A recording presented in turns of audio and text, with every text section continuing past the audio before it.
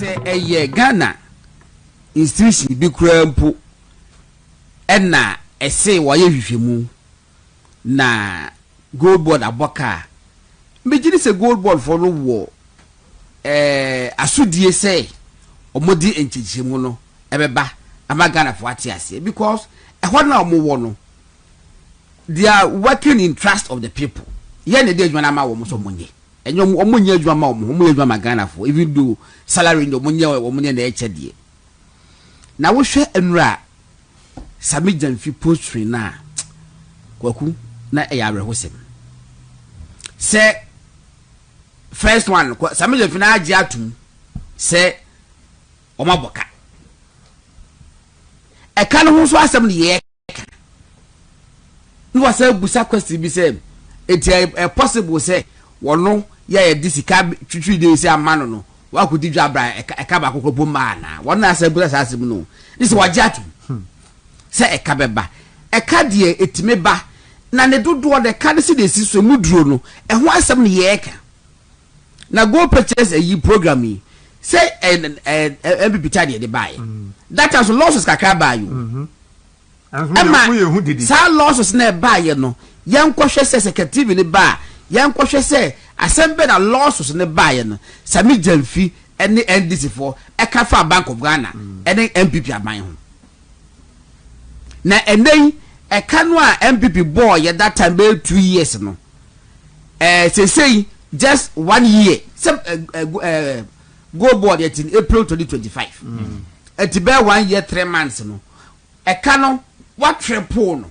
yakobusa was hey me en kamasem ye nya ne sa na wafa leader of the minority ene kojo ponkroma in fact the minister of kojo ponkroma din dia but just say odo afenyo marking ene je say no call a press conference editia enna udinatem enu udinatem ebuonim na we no Jomahama na be sofa wo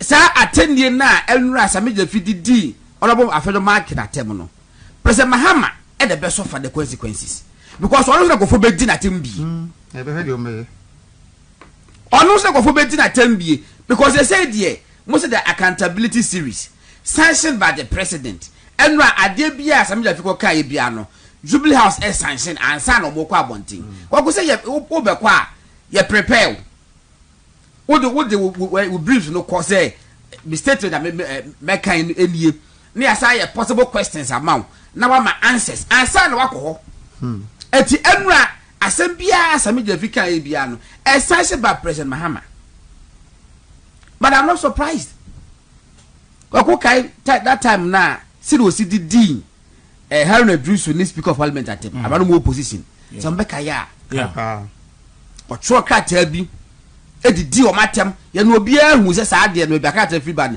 efijo Mahama ho na by that time we opposition leader no it is said ye bebu oman no na ye busa wasem na mo de ateni ne beba dia ele say ye busa question na so de ateni de beka ho because akata bi de keja crime mo na maba se obi nya kasentwi ko pa mo se bu afu wati kwa apai kwaku the substantive issue is that yakodi go to ja ya boka na say what be that Ghana ba ya twesika ato ho ye dama Bank of Ghana say ye fa go to gold when to gold no enya Bank of Ghana a Goldbod for and a Ghana mbra say mo pe na mo to gold eti mo ko to gold na Bank of Ghana for this kala mamu na mo so mo de amamu nko ofo go to gold no ya mamu 10 million na mo beba no mo to gold worth 7 million na ya boka say 3 million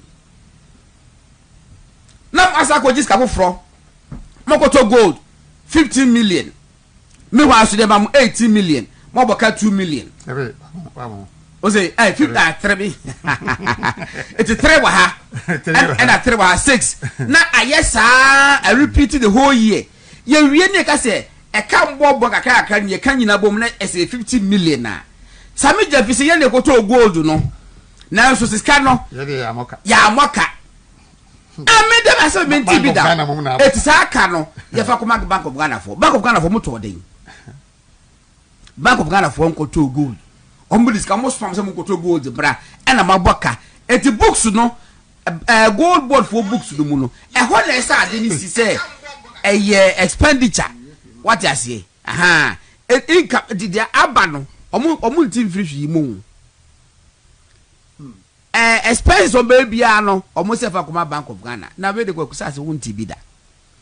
Media and Rasa Media, Meniaja who say, what me to say, Goldbod for Aboka. But the quantum, yene as he bless a can say.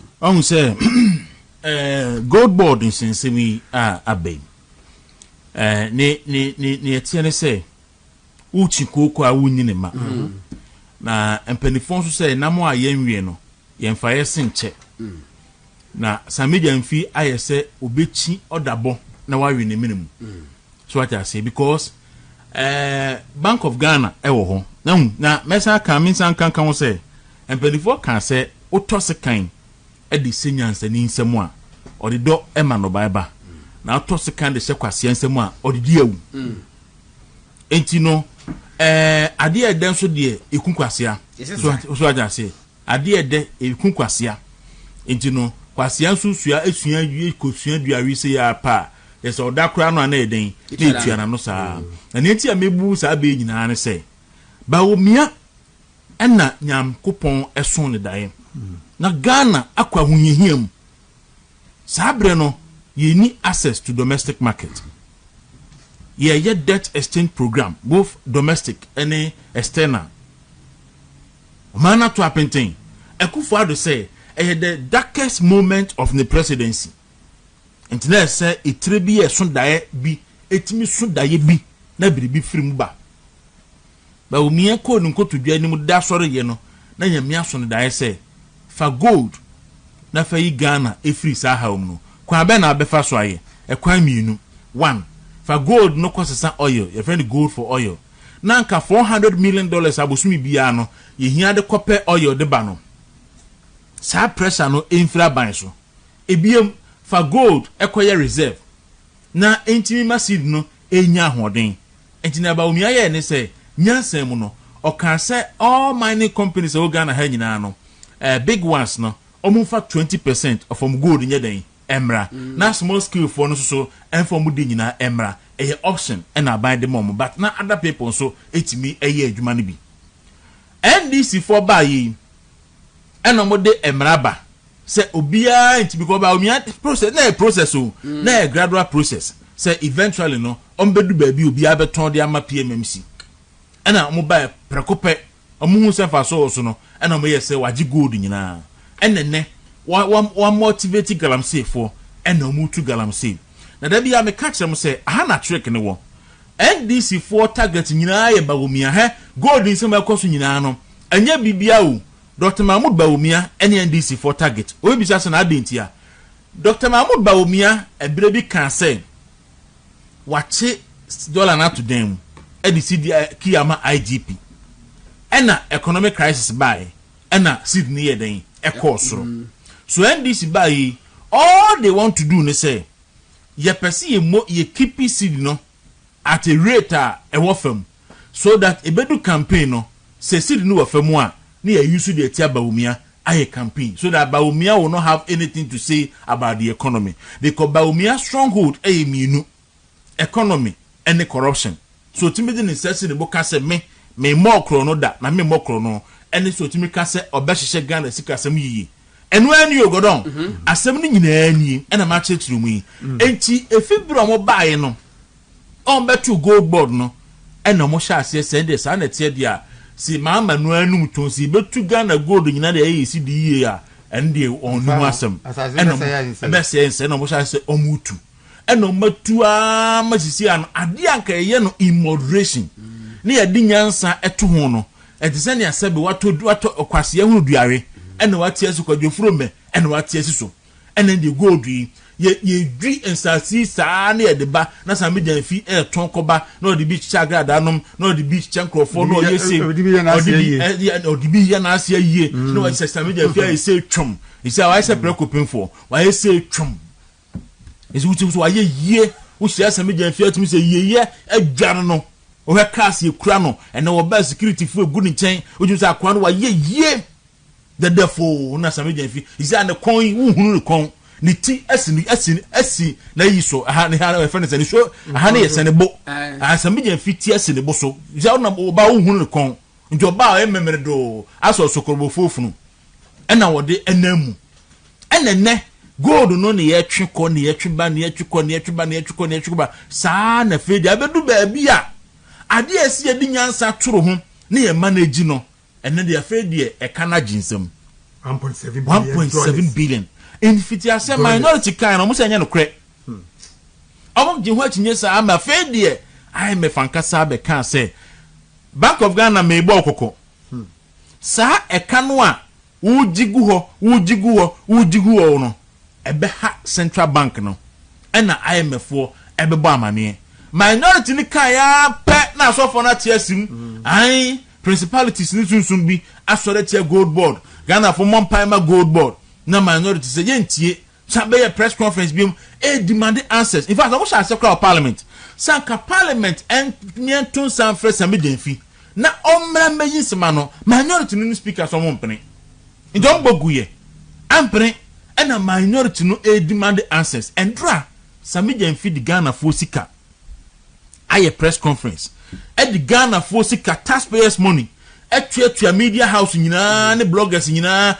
amia fan the whole Ghana live se obedi atem akwara no say na mama foka na okodi atem etwe Sammy Gyamfi di Ghana for sika organize press conference afa no media house across the country say oba be didi minority the atem keke eno anti na do press conference no say oba aba be didi na atem keke na wodi atem ni nyina wi no na okasi so no say ai no kre say ekaba etino na atem didi na wodi minority leader no wunya sa wo hefa what do you mean because say ekaba na minority leader eka na obedi na atem na wo sagitum say ekaba wunya sa wo hefa na wanya pani toto say Dr. Steve Mantiao na obegina say I say Goldbod no akoton good no wanya 10 billion na say 16 billion na about 1.7 billion how be anyhow but the same Dr. Steve Mantiao no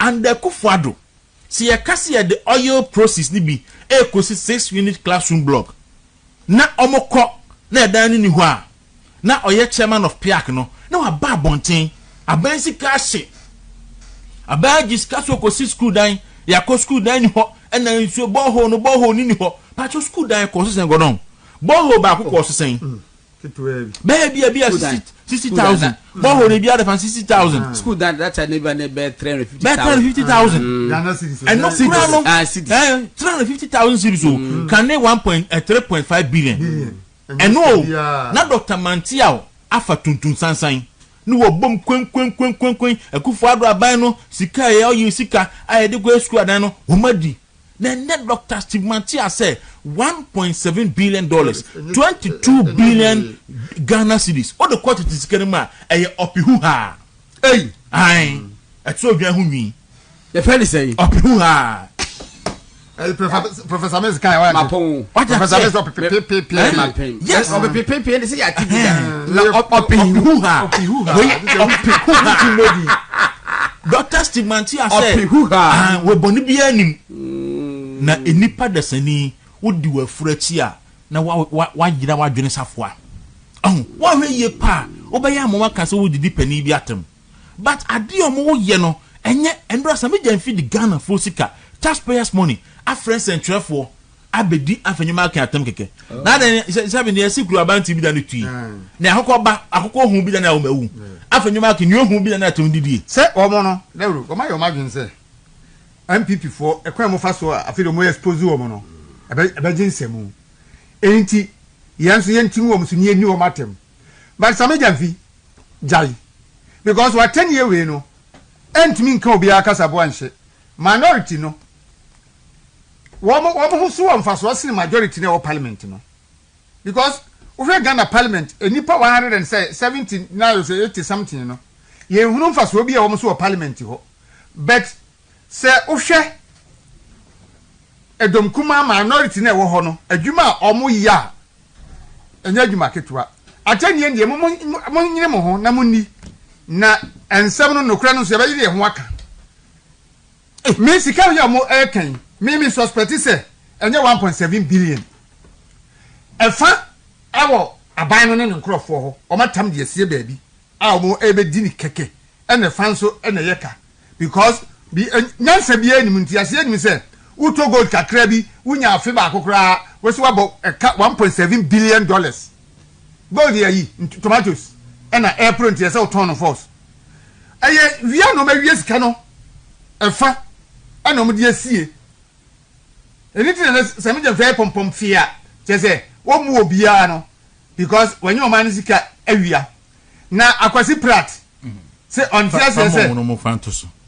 akwasi prat is on tia say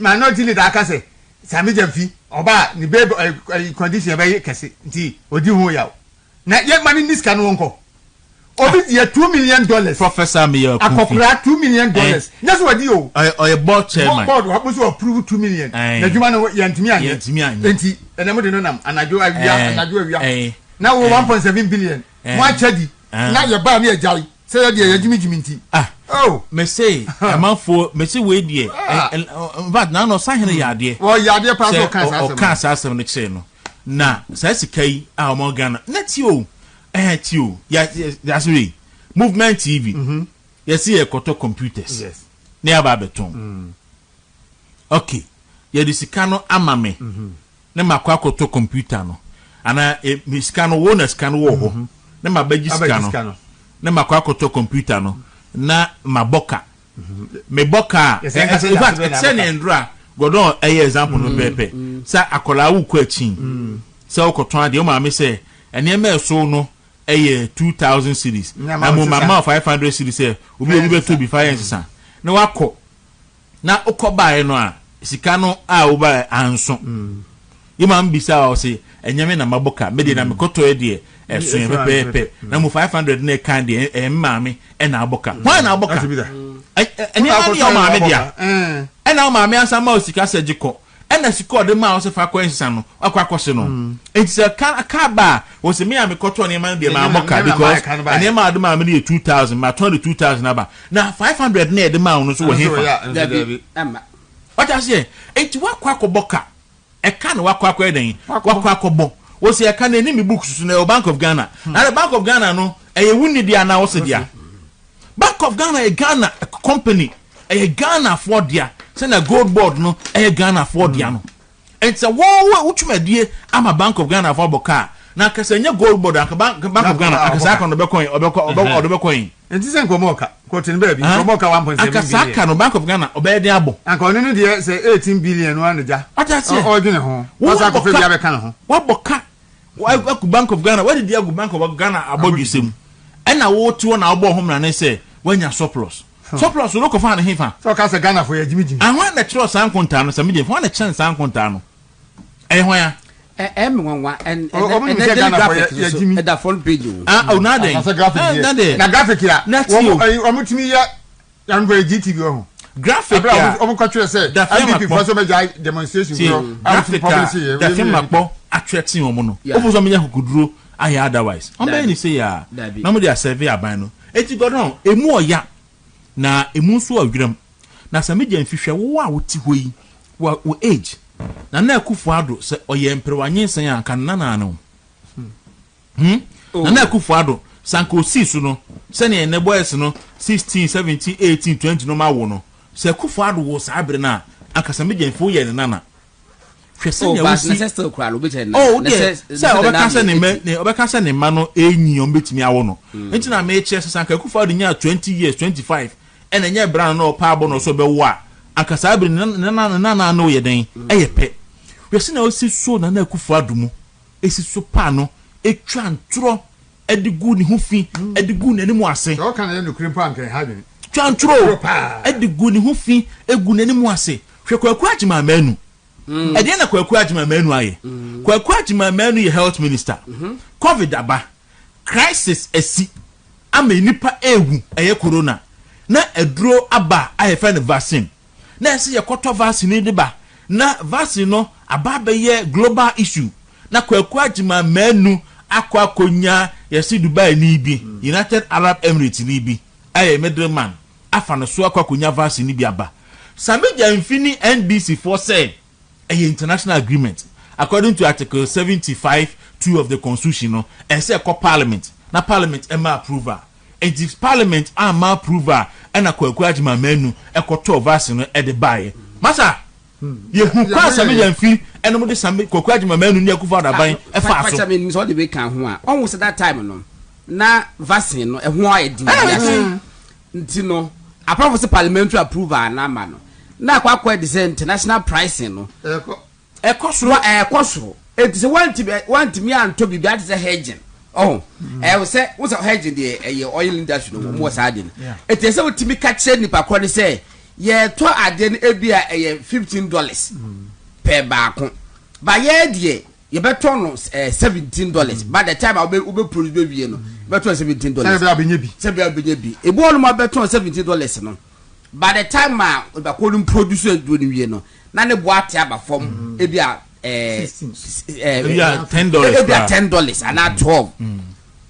eto bi so a we be produce do be wie no na 17 a wo so wo to no na ko 25 ye no say tipa for my ye ntimi nkase we aboka because that time no one ko told say ayina e ka wunya bi don't forget that Israel for so ewu Israel for Donald Trump was a drone I am saying for the say one of the company minim say AstraZeneca say Sputnik V omo product batch omo ye nyina Donald Trump agini nyina am vaccine ho adin kwaku agima manu ekoto vaccine na Biden na Trump Trump COVID by na Trump na president Trump kwaku agima manu ekwan NDC for fa so etwe onabo kwaku agima manu abo so ewieye papa yi ade a ewieye no na ya te parliamentary committee crowd e was ade ho ewieye se ya requirement akando enne onam sin say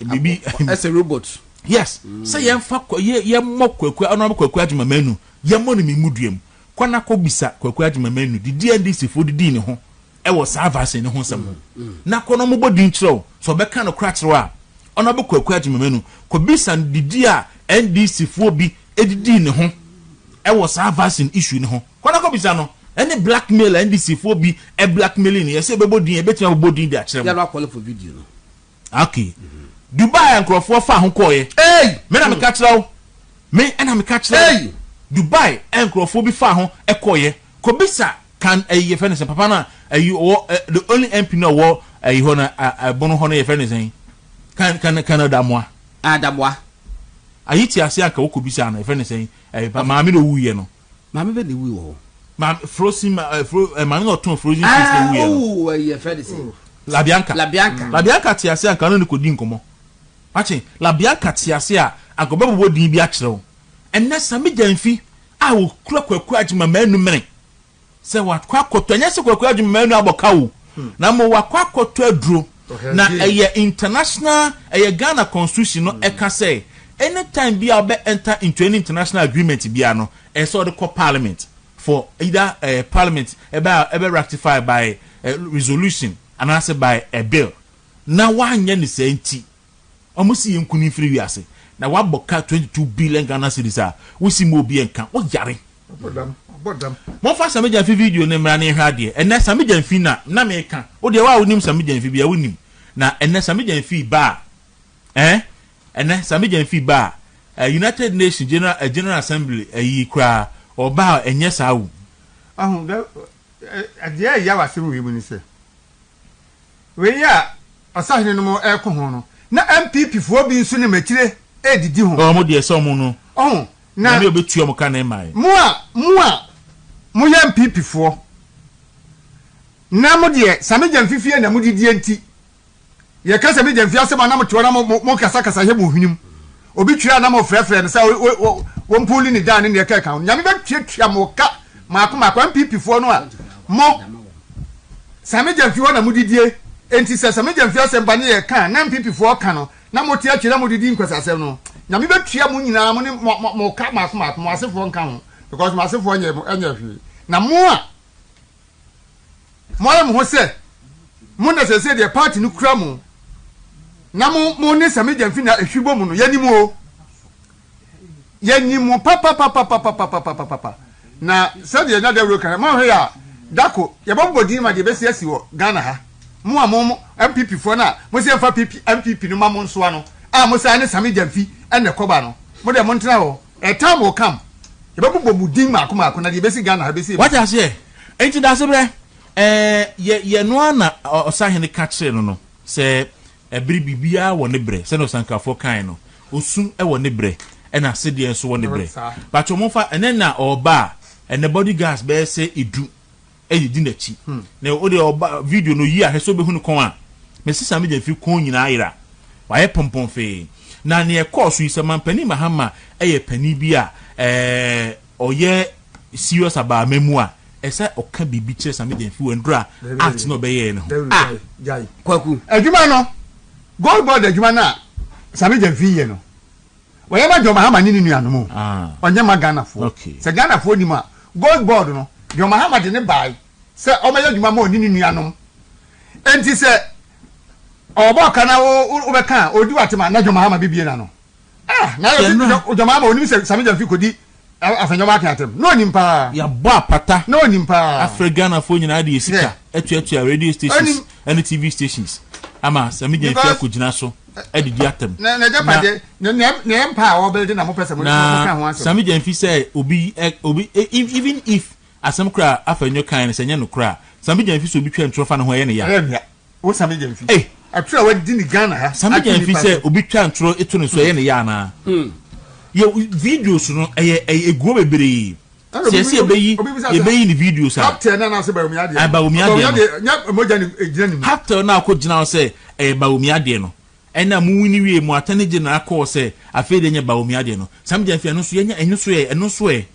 wo be di mekuse mekoko video mu ya oya ende sinkete na ye be demand accountability say sika 22 million de woni ma fa ho koma 22 billion de woni ma fa ho kopreko causing financial loss to the state now why when this for no so mo de yi acquitted and discharged no mo acquitted and discharged we ne fa ho koma police for na omo acquitted and discharged we ne edi if you ha na MPP ba you pay for it Eric video no enye ready na edi enfie oha na oye MPP ba ba mu a you pay for it and now who titi ma omo se na we so mutie ska na mo se de be ya India for ne Chinese for ne ade na omo so to gold no ye betimi abiti wo mo amotoro we Ghana ha me pese be hu be come to India for omo to gold no we Ghana India for omo to gold no we I say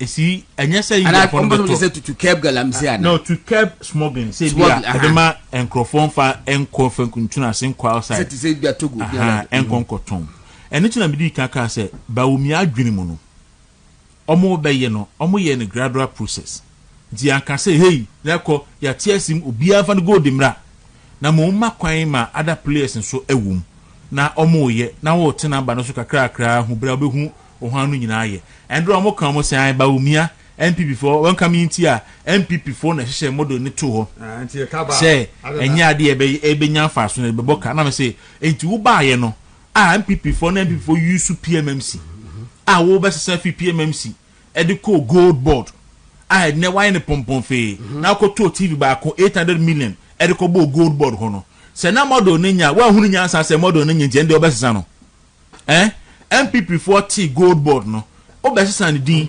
esesa PMMC no obesesa ne din ebesesa office eto TV ba ko 800 million old series in fact omo ba ye no PMMC dano no mo matu oba ko bank of Ghana enya ho na mi so ko renovation bank of Ghana ko renovation one say omo ti ko renovation to TV ba ko 800 million old series eno ko bo e honom na ndi hu nyansa ye ni nyina na mo wa hu nyansa ansesa model na ayi no Goldbod no be operate wo so no na wa boka wi na eye unim nyame sa na nyame ye na adio afei de ne ho akire na wi no afei no be ka say policy na nya me de ba omi ade a sao afei no say policy say the NDC for ba omi na ko fa afei no say nya mo de ba omi ade a enti see an Ghana for nyina hu the brain behind the Goldbod say enya NDC for Goldbod na mo e ba omi brain child na omo afa na omo de eno ma ba ewia ye sika omo de e ma ye boka afei de ka ba de o say ba omi ade a yati Ghana for the wase area no so dada mase enti go no eni oho no enti Eric mi video no still anya ready on say na o ka bibi o twa video no say de omo ye am ye boka nyina ye say omo nya masidi no ahode nkosoro ni aka se ba omia entimi anya hwe no anya bibi anka hwe ha ena Ghana for hunu say sidi ne ye $1 no ye to no 1 cedi kura na emfaso ani suma yen nya ni hia yen sanke ye to $1 no 17 cedis nei ena dadifo ho to wo kodwoma ye to wa de wo ye bibia ko te se de kanin na tie na anka Ghana for person say ne ya 11 cedis 30% why they say 11 cedis me dey na na sa joy news for your report say man pani ma mo ba ebuja fo mo hwe Sammy Gyamfi video na aba no ti sia no Sammy Gyamfi ba say ya o ni pe twa ne ho ahia ya esen ma no enti Sammy Gyamfi ba amanfo nso mo de mo afu na mo afu kire fo amo so de ba bia didi obi a no ba bia didi obi a be hu omo o se wa ye boy o Sammy Gyamfi no no ba no what the suafo on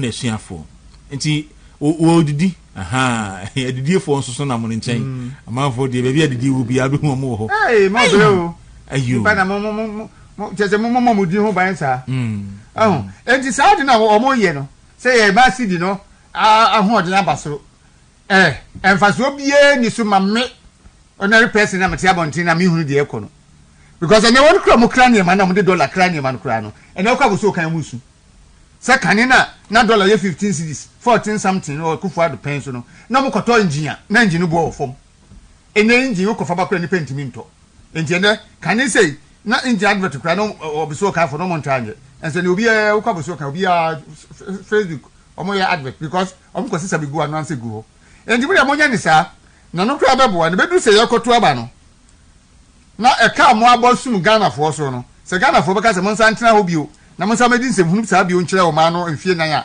se ye nyere to manyu enti de mo ye no de mo su se mo ha Ghana for ana se mo se mo ni ate mo nya mo nko na edu se mo bebu akonta ya mo osu na konta de mo bebu upo mo to ubebu ti se de obi ebu bi no na nya mo na mo di probity and accountability by and am sure na fe de na de mo probity and accountability mu dwane afiri ho omu suro mo ensempa de na de say part na free ne kwan so I see the what tears in Europe the backing dog he was tamed before he died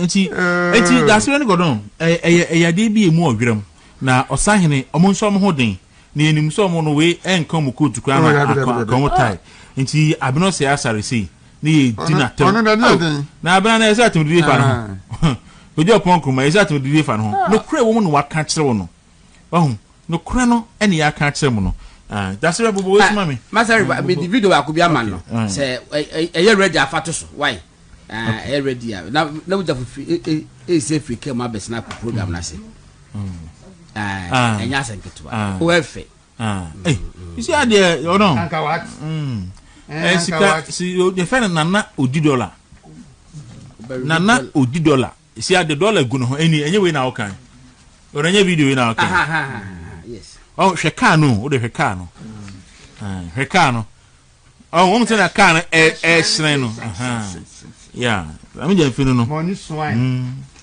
ene sika bon a wote odi sika tomprada no na oni sika ade achi so abi sika ade achi so di oni David oni tene Ghana ha nyina ayi aso obi antimi kana se movement TV penny actimi ka Sammy Gyamfi asem Ghana nyina na se ma ba movement TV penny betimi aka try MPP for ko bi aka na den obi antimi ka Sammy Gyamfi asem no coffee obi antimi ka Sammy Gyamfi asem movement TV set no suit na coat no obi be na Eric J ho a menchia no na Eric J dey I don't think say person I fair to him because of professor obey Juma as Sammy Gyamfi 8 okay so obey see you it's a program ko no not Sammy Gyamfi enti Sammy ko na yi the speech will read the free toy uja kwale sa say Eric you will show loyalty any solidarity ni ensan ko did net yes nipa de obenya adamfo a wugini di na ba be yemia but say wugini di ne say wo me ne kwota danso man na wo so ti e fe ne say oyare fa now I saw no hwenwan so o danso ma ho no mo na so hwenwan so oyare fa ba wo kwa na wo jade de na gu ho na wo dwa ba ko no na wo free danso aba so kwa kohwe wo yare fa de say o ti na wo twempra ka so a so twempra ba che o mu ka se ekwan bi da yi amasa me cho ka so fa na nye o mu se fa e kama se nye se so nye anomai masa wo pe ba dia ekwan forget you o ko dia nya di na wo ba awuko wia I see oduro nyakon abekan sa ya boafo ma Dr. Bawumia na bia boko about the Roma yeah sorry amoja di mu afro in kwade we have no reason to complain they be complaining na ya mamu boni ya yetimi but yakopon ya ne de yakopon ase em say yen chassis ho results na by net saying I think it was very encouraging because chairman in the this year one kobio Benedict youth organizer no one kobio I think say omo koye no so no nsesa bam mpanyinfo wa assembly kasese nsu eche wa hinemu a eyina it doesn't mean say they didn't perform and that's omo nya adwuma but the good people of Western region if feel say na yesi yes system obi aye bi yesi enya obi so ma ne beto aso nti enya chairman afifa ye ba be head ye chairman afifa so betimi aye de aboa de ndedesia eye no ono so de ba beto aso na ode akonanim asesem ebinum esesem mo positions ebinum so retain ebinum so free entirely it doesn't mean that they are not part of the political party and there's one note and as a narrative here called by say or I won't support Dr. Alhaji Mahmoud ba obiano na ye no that is not the case at the end say from the one Dr. Alhaji Mahmoud ba omia eka say obi bi ode ni din be ba so the campaign said me na me Dr. Mahmoud ba omia candidate to tier ni patrono I think it worked now ba omia unifier so free point A free party B u free hinfa wa ba beka MPP hu kwa u deserve say na say party no amra rules and regulations that govern party no e chairman hu kwan so betimi a contest now who contest be nkwa there I mean you are entitled to whatever but you don't ride on Dr. Mahmoud Bawumia din en fan kwenti obia obete sasa obia wote sasa no bia no mema nem fan che ni tum say because e menya Dr. Mahmoud Bawumia ni panti na ya tutia me no it doesn't go that way and TCC no you one political party ye baba ye hu adwuma nti obia mfa nensa and we should put our hands on deck then we say to you say ye be ye adwuma na mana kwa isi ase and tisa echichim na we no and it doesn't come in and I congratulate them in Western region but do team na about Western region now we're solid very solid me deliver of course Oma Ibida and yes Omunye Ibida they are not novice in the political game Oma Ibida but na ye more kwan no more front line no Emma Metina in chair what they can do and this is a challenge to them Nana Joa Mone chairman Afifa any union community Omunyina it's a challenge to them and I expect them to challenge themselves to deliver the mandate now MPP Western region they shouldn't I know they don't do that but hey as human beings as we are we need to caution ourselves day in and day out obi o trust and do the no hum say esa wo twai achia omunya they should have that thick skin that spirit the MPP spirit the can-do spirit believe in themselves believe in the political party believe in the elephant that we all support in Ayeshana says here the year Jumano the best they should believe in that and the ultimate should be winning the political party the mandate to rule winning for Dr. Alhaji Mahmoud Bawumia to become the next president winning to deliver the good people of Ghana from this bondage and no day and we should work towards that and yes say your personal interest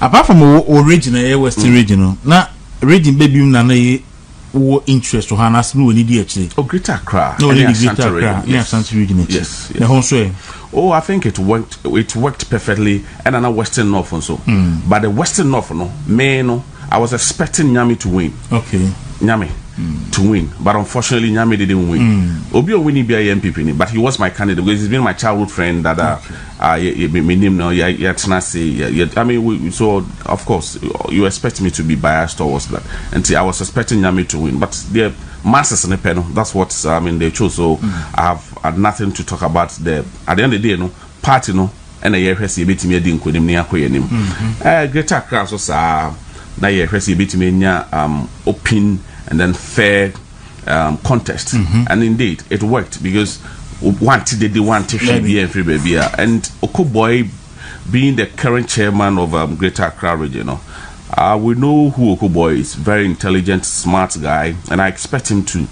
bring on board that kind of activity and then the youthful exuberance or exhibiting when he was in parliament, or exhibiting when he was in the minister, or exhibiting when he was at NHI, the best say on Fasa who drew near Modeno, Embrama Jumana, Yentimi rescue Greater Accra, sitting na Lucy, even getting more na Yentimi Embra him. Same way to Ashanti region, and I've heard the chairman Cooker. Or Kasa and I mean say Kose I think say and then the first vice and so I think I watched his interview yesterday. I think some more yesterday collaborative mechanism normally it will help because Ashanti region is the heartbeat of NPP. You can't take it away from us. You can't take it away from our political space. That is it. And ye nyam penny for say or na yampa bo nyina ne say nyankopon ka omo no munya hoden the logistics any periphery and any or pepano. They intimi appeal to the good people of Ghana and the Ashanti region to be precise na intimi and redeeming the image of NPP because I want to improve my share. Okay. All right. Inti yeah the new battery home. So now process now I shall say for national. Right. Meaning say obey active in the national campaign now. Yes, may active in it but may work it from the point of Dr. Alhaji Mahmoud Bawumia. Baby, I said, Rebecca said, Corporate Prakojanano, but I have to say, your preference said this is what Dr. Alhaji Mahmoud. No, we don't do that, and that is not what we are going to do. So, openly, and Yadia. Dr. Bawumia be support you bia no support the party no the party ne the baba no bit on ne be ye adwuma say the Mr. A Mr. B Mr. C baba ne de eno na nye ono no pese mu obekire se mu konkofa so mesin fa ne no we na metimi na ye adwuma that be his father for all and as he is a unifier so I don't think Dr. Alhaji Mahmoud Bawumia and in all the meetings and conversations that are around this in the election it hasn't come up say or support to one particular candidate and I said that but AB we bet me at na baby the agni aka said me hunu say papa we assume it akoko ne nchen ko ne fi of course people said Okoboy and Kuka no more support to Dr. Mahmoud Bawumia but look I mean look at the conversation around them now and omuwini I mean everything so yeah we don't look at say yempe we no that is not the kind of manner yina yedi na chino nti yeah or be a party in the babyano. And him said the interest of the party no. Sabi Dr. Mahmoud by one of some for also by some party no one must obey a party no. Until on the party in the babyano. Okay. And the yanko Goldbod minority and draw a Goldbod sabe press conference. Na minti wa so. Okay. Now Sabi Goldbod for Omani Moody. Kakra maybe na metie one I think Samson honorable Samson na someone of the na mani ewu ama no MP Samson so a deputy minister yeah. having trade yeah and someone of the Toto Papa the way he was comparing apples to oranges and then stuff and I mean I was like is this serious and the NPP we are not saying say aban bi boka and as a regime bi boka I will be there and I say it will be fair. But you see, fairness and the NPP, I think it was 40 million, Bank of Ghana, 40 million. 40 million, right? Yeah. I stand to be corrected. Yeah, I think so. Yes, 40 million. And now, most young NPP. And na Bank of Ghana, bois or minor me fee crisis. Right. It's so spending a bit further than go beyond what they were expected.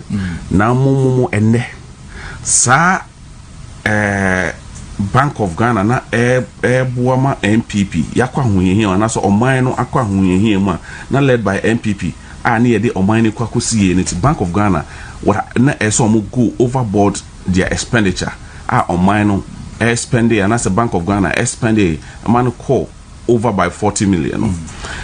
NDC for the Sammy Gyamfi any omo keka ho Gyamfi kasaba saba e magana for bibere na sabi no monti ase to abaditia MPP say yes oman sika ebinum kwa frɛ mbasahye aman na ene NDC is a 1.7 I think 1.9 billion dollars about 22 billion Ghana cedis. Let's go we Ebeko articulator Burkina Faso the before trucks and be okay baako 60 I think 68 sir awo kata sompa see ye use can in Ghana cedis. Yes na see Sh0cking articulator 45 feet yes kasi atenten na Burkina Faso the load of money for transit free adekono baako 68 and Sanet me aso asa sika na Sammy Gyamfi aboka ni nyina. I'm telling you.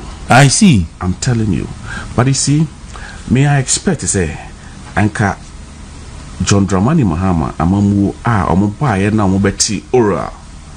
Se ongu ora ne de anka oma ora no. Enyo overall ora e was asemu so. Because you see, omani sika na ekodo.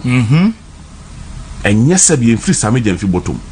Enfri mimi bottom dabi maami bia ono enehwe ye bubu banks ebubu schools see ye baba be si market nanka sabio se sa sika we oman na boka and is for person rubbish no. Let me give you the analysis that na Samson honorable Samson or say Goldbod or say contractor Goldbod for executing on behalf of Bank of Ghana, and they say Goldbod is going to buy gold on behalf of Bank of Ghana. No more kwakoton on the Bank of Ghana. No more jomo percentage. Now it is say the cocoa board outsourcing the purchasing power to cocoa producing buying companies no PBCs no. Omo to cocoa no mo de ba be drew temahabo and aso mo do takwa reporter omo contract na ayendu wo ho omo shepo ayendu wo ho they take their percentage. But you see a ho na omo ya mistake no. So what the Niemana Babi go? Listen, let me take it from his point. Semakwako to Kuku, Ame Baba Shepo, on behalf of Ghana Cocoa Board. In shipping, you say you deliver as you received. Based on the Incoterms. Yes. What you say? You will be from warehouse to warehouse. You know, we have so many Incoterms. Let's take one. Now you find or more analysis or more a whole minister, and so I'm basing my argument on no analysis not the buy.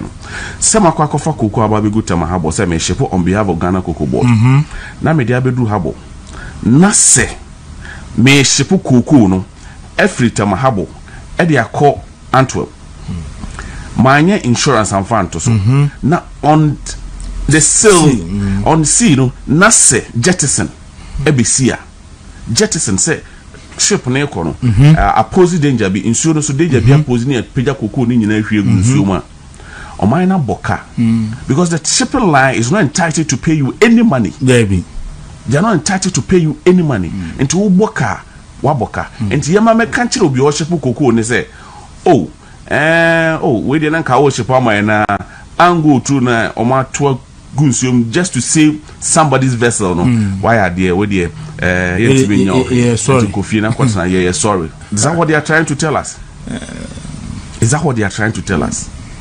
Well, I think the minority now are taking over. We shouldn't politicize it that much. But young who say obi na die ni me Sammy Gyamfi me aminu Sammy Gyamfi but obi na appointed no but the fact say appoint obi appoint we wodi bibi anim doesn't mean say wo son BBC a yentimi nya wo hwe ye begia minority no na yasro no say omo due diligence anya adwuma because Ghana entimi nhwere sa sika twitwire die we ye kan bibi na say ye gie firi ho no mo say and omo press conference no mo ye na ndra me hwe na ye mesere I laughed ɔman no ɔmo di agro ɔman na koma no ɔmo di agro hwɛ ne de amanfo tete kromo ɔmo yɛ ɔmo nyɛ sika mfa ntɔhwɛ message for Ghana Port and Harbour Authority kotema ene untimi ntua duty systems nyɛ adwuma container sisi wɔ nyina ɛkɔ demorage amanfo nneɛma ɛsɛe I see what you say from last week Friday yɛntimi ntua duty but problem ni den systems nyɛ adwuma AI no mo da be so AI no podi no the problem nenam systems na nkasa mpo ntimi permit no ntua duty okay into container so shipping line na charge you see nneɛma yɛ basa sika twitwiri die sei nti ko mu ntimi mfa bi masa boy na odidi atam no onye hwe ote dingo prampram na onye hwe no ma ntimi mfa bi improve the system Ghana for ho to wono mana now they are defending this rot this corrupt well yeah they bomb pie say Ghana for musi ahene mutu ahene mo behu niam bi ekoso sei ye tu mo fo ebinu mantie because amafo bi twa ntro de kire mo ye de da bia ye kan hwe enura de kokosi hoyi ye nuanom a John Dramani Mahama any NDC mo hwe wono mo bosse because they have defect bi na say broni be kan say physical challenge people mo hwe wono mo bosse mo nto abaman na se mo to abaman abanjuma bia mo ye baba ma 5% sector na employ mo mo hunu sankofo yi mobo mayo mobu kata say now they had to hit the street before ansana wait a second time what you say ansana motimate your mase utwa montro cocoa farmers utwa montro the entire nation mutwa yentro mo kachire say mo ba mo first year mo ba bibie bank women's bank na mo de aba be boy maame no ma no mi bisa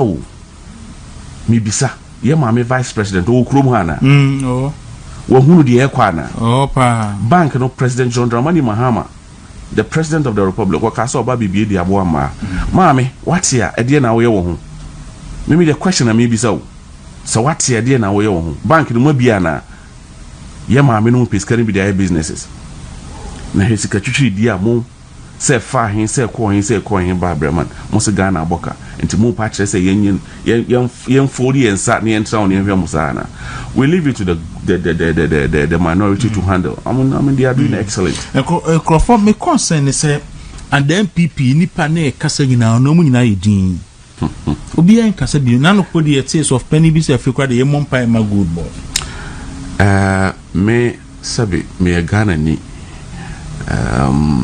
me Christiani me wonamfofo mo ye Muslims me boss ye Muslim and me go mo ne sa sofu panyin no aye adwuma enti say ye ka won mo nsama aya na ye circumspect but you see hypocrisy ne wo man no no aya na dogs akufo ado de ye di natam ba umia de ye di natam but the drew yen ye de so de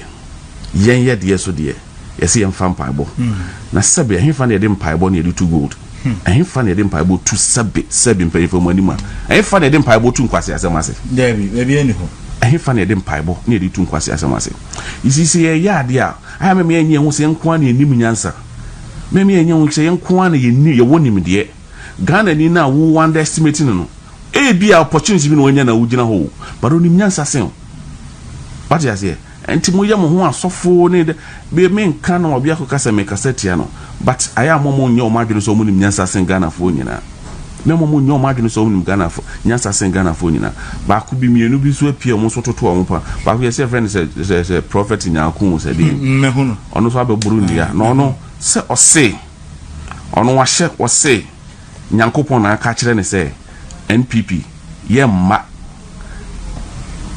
2028 ena baumia entimi meye president da okay yen hwe that line no ba ku ono so usu bempa ono so so fin ono so ababe ono so MPP fo nya ye moa e mpasiafo you know that guy I have 5 reasons why I don't want to respond to him normally me nka sofo bi asem because nyame na me share sofo also your sofo dia well let's wait but I have 5 reasons why me pese me kana asem and I may can be because we di matem Say MPP ni. Okay. What di matem? What di president? Wasakura brunu ya kaka ho. Eno ne de ono ne. So bi obeto aba NPP or domino yes. But no he is cursed. But one, the reason I mean to mean come out during children one. Dr. Alhaji Mahmoud Bawumia. He will be sad and he will be disappointed in some of us if you should attack that man. 2. The betna se say ni kasa nyansa fonko an etie Ghana fo etie 3 minu peni chaso usu 4 on mine inti 5 the larger picture na NPP inti yenti bin ka hwe mfa no but sa guy ba ko no kan no so de ono so 2020 de ye hye no bo se o se Bawumia ni NPP ntimi anwini a ye mehye na asore dan or the nenkwa nso to so ye respond to him CCA we will respond to him after the general election 2028 ye be frɛ ne na di nkomo nti ene ne de no nkonko ho nti ono de matis osaso ke cancel bi aye U10 bi say MPs be wini na de you see it is an agenda against Dr. Alhaji Mahmoud Bawumia It is an agenda against Dr. Alhaji Mahmoud Bawumia. But we are telling the security agencies and we are sounding a word of caution to all of them. So much how would you say bi?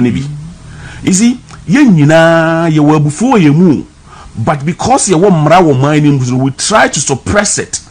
But if you allow such people to go about preaching those things, there will be a day, there will be a time we will respond to them equally. And when we get up to respond to them, nobody, and I mean nobody, should try and come and tell us otherwise.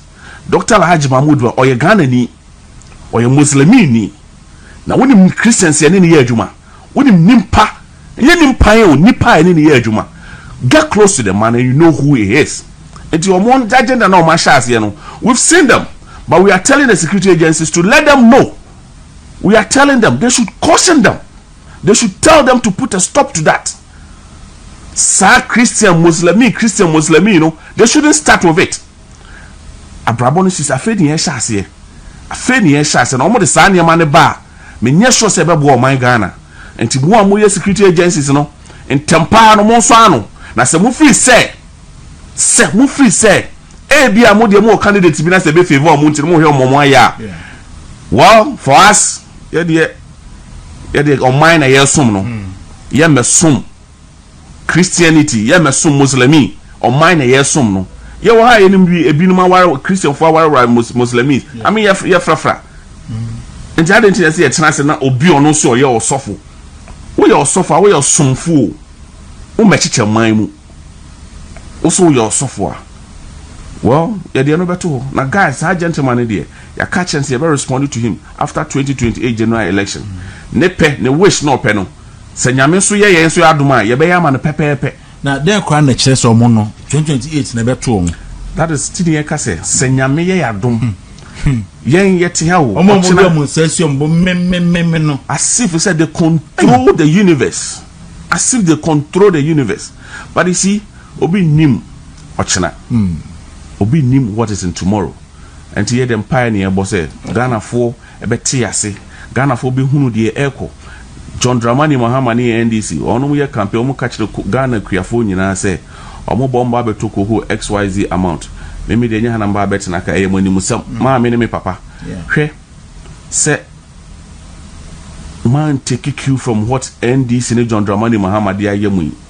Na ya nsesa amamuonum ni amfa nhye NPP nsa menua de baba be koso ebe ye was first no when we say getting to a point na Akufo Addo Dr. Mahmoud ye ba be 8 years no we managed to turn some of Insuna na Galamsey yes no say no ye may be ye crojin enne adani ateche John Dramani Mahama to a Ghana for boss obetime the 3 months to Galamsey ase Sam George podium 1 week MC sa boy ni de wo tu afiri Oman we mu MC wo tu afiri Oman we mu what is odidi mpanyifo atem arrogantly didi mpanyifo atem peja na beti timi ka kire Akufo Addo so ye mampam you see we don't paying for 2 years for, so we don't, and we are not into that.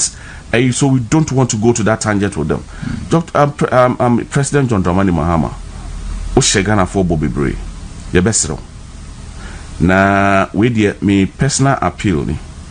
Ye nuanum na onum be ye enrana the people with disability. Yeah. Me fan personal. And I'm assuring the president, say, so one more ye nuanimi and form of 5% now more. Me colleague back on also when this in the Indian commander and I'm catching and say, some of us are going to take that in personal. As Mobisam say, are you part of the society? Are you disabled? Now I'm taking a cue from the madam for the kind. Me sweetheart be OT Mrs. As part of said ya me may the abuano and mestre me mame. I hear me bubu me mame name. Me sweetheart me bubu name, me bubu me name. Said ye any if one be person who say we are part of them to support them. No? What they don't know is say obi a potential disabled person. O free o kwe. Uni besi. Sebe yenka enwe papa kofo animtia. Yes. And the papa kofo friend gentle giant. And the papa kofo te wheelchair. Exactly. Until be a nimu junku ade be chiso. And they say ebe kono said like if it would take me to disable my mom, to disable myself, to disable my woman. Na say eno na ye betimi akama president Mahama atias eno aboy union na I'm going to do that. I'm willing to do that. And Mr. President, it should tell you how personal I've taken this issue. With all due respect to you, you know, for us in MPP, we do not disrespect our leaders. We respect a lot, not even kids, and we are respecting you. So we pray that you will listen to our brothers and sisters. Ebinuma ko school. Maybe mukita masters exactly. Because lawyers. Exactly. What I say. Na se nipa na wetimi abo bra ba be do this point. Na se wa hye ne boma na to abade ama wo no. Na se won this wa. You are being dishonest. You are being dishonest. What I say die be sere. Se mo hye won no mo bo. Enti mo moa na mo ni so. Se die mo hye maabo se mo ba be women's bank ye be sere mo ndi so. Mo ka kire se mo ba mo di polytime be kwa ko sisi fuom na mama mo nsu se milk na mo de begum dia mo so dia yesre polytank ni ye twen adada no do so dodo adada na do so dodo hwe ne ukọ mining communities ni nyina ateche nsu ko wonu munya bi no Dumso is back but people are trying to defend it. Me say I tried one of the that's the gridco last light do me I call somebody also master we don't have generation. I said, really? I said, yes, we don't have generation. Maybe I met you at the entire 3 days in him. Nobody fear we be a canny off. He said 6 and you mean never. No more catches a doom some man. Yes, and the fear no pay they say the whole Ghana cried. Yes, around 4:30. Light a doom. Light a doom. Yes, sir. John Dramani Mahama. Yes, sir. Sisi ya ona omani sha wonsa o. Ona omani sha wonsa. Nti ye ni bibia ye dance ye besero. Ni enim say come 2028 Dr. Lahaji Mahmoud Baumia but sisi ya de da woto pale ye hye wonsam krokra ho keten kakra na engu ajigu dia ya bregu adwuma MPP ni na ado ne Baumia be ye ni nyina so oba be gina se wantimi afa bia nkan o de maintain no ho sa man ne samra magine ye mo man no hwe na education sector aye basa bia sector bia ni ho man bia ni ho o de bo na awai edi ni bia ni ho edi ni yesre me da so pani education po de yaro course sabri we are Goldbod no they say obi abe condemn afenyo market there obi carry we say na obi kana bontia page our mic na cost say obi ka shem say afenyo market ade na wo ka no wa bontia me chedan tia se papa because you see Attorney General wo sabri we obu aten e wa bonti gu nipa ho fi asa na sem goda court gu nipa ho nyina obi ku obi ho fi o jase o fa asema o kan o gu obi se na gese ka minister for attorney justice eso na justice no o ye the Attorney General no o gu ho fi abrakwa nko court nko yi mu ano yeti kroma he eti kroma anom minority request say o meso munya Goldbod no moba no mbe kan ne be kire wo mo majority a blockade. Yeah. More opportunity now, more money. It is no, some swore. It is some kind of him. Kamika said they requested Goldbod's presence in Parliament. Even Bank of Ghana. But in camera. I think Ayariga. Exactly. Then majority. Majority. I saw the leader. Only choice. And I remember, sir, all these members of Parliament, they are there representing us. But what I say, it is almost fair. That's a man called the art. And there's some boy, I'm near Yeti. Our Quambi was on the come yachting you. I feel no kind of public say, Maza, Mukata, no, you're Antini maybe because you who say, report of the command IMF from a Kabia by $1.7 billion. How the call Ghana is come 22 billion Ghana cedis. That's Canada, Cassia, can't.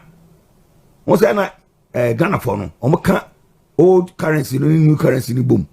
It's okay, 22 billion Ghana cedis, could maybe be always get to Abby. A shame of down with Mukrankum, a car on my bottom. A shame of what's supposed to do, credit might have. So, 100 is necessary. 100 cities, 1 million notes, a come na a twasu tata, so a Kumasi Sports Stadium, a stadium, hey, says can I abono, it says you on my a beg a faba. Apa, hey, now billion, 22 billion Ghana cities, and not be small money. It's a car, a down mona, a can was a mono. This hey. Omwa ya chomo dom ko yoku ne ya chomo dom ko na bi ni adade no ya na mo busa se e kase na mo mabo ya chomo dom akọ be ko no obi won mo kropa obi se akọ ye first boy miracle say 55 million endu omo boa from adanse beto monte me say 55 million me boa. Bueno, was this even in agency na mukras ka kwa de bo mo afa na kura lose 55 million na mo kan wasam. If you say interest about a crew. Na de mo kan we say court be determine the interest was so na the interest so. No dem jero. So ya kan e to. Na e de guli pa no fin. Eti o mai na no asem ni tro. Na asem afa no kan no. Me say dem hu ni boni bia o. Ono ko obo sabe Gyamfi. Just say or one or by young man. By young man should take twice. Eh? Oh my, a crewman may have some banasi, a can as one man can own. What by free swap? Nay, can own a different. So won't to me the elder me. A baffle for an eye can. So be a quenya no my camano. And a call to nay, Sabianca, you didn't man a pepper man of an hoodie. But what them can say? And then not by free swap or modern koi. And I go funko for be a game say Modia dancing piano. And I go for the room now, which was with the dance and with the dance I want to miss me. And gee, it's good so what by honum. Now I go court, now being a fair hearing. Dance, obey patapa. Well, yeah, I buy the senses here. Now, and because I know chat one. A son and this word chat war. None young by some chat one. They say, I buy peswa crowd a be cider. And I am mistake. Says causing financial loss and I say stealing go causing that's a way for India. Men are meditating and I don't be determined. But what I say, men are meditating and be determined. It's Minado got to one guys or what Cassia. Obakum. And at this time, so they may so same people for no. Ebi akoma nipa so mo ba ba mu am do nyakopo hata so wo hwe ne course sabi we are Goldbod no dey say obi abe condemn afenyo market sene awudi ka chirechire mu no Goldbod edin na ye ade foforo ba mo dwumadie no dodo na anya foforo because na PMMC yeah and na Goldbod e buy me there me ne aban ne ya adwene say yɛma individual biara kwan ma no export to the gold. Yɛma individual yɛma no okay no export to the gold. Okay. Na ban no bet said ye cocoa. Na me sure say the man DC if face problem se CA the omo catch Ghana for emra good for oil no and alajimba good for oil emra good for oil no Sammy Gyamfi a press conference in 23 emra na mo the good for oil policy no Sammy Gyamfi a press conference say 23 ani nyina fa good for oil no what's explanation large de buy so the common sense mo nka adwuma no kasa na esenke de eba but say no yentimi me fa large explanation no because nipa na da me ni sinisre so no nya sa na ntiase ete so no good for oil na omusi agent bi ho adentine yem first ma company na oil ni straight near this kind of come agent they say there's one Sh0cking in Dubai and ye ska fa ho no be send no text message no sa ni pana ono so ye agent or ni Goldbod for ye adwuma that same language omuso wie ska fa ho to no be obi so machi gu ho no mbakwa yentimi nkoso amfanye bia anye politics so no credit da ho uti yawe kwaku yenye red cross for enye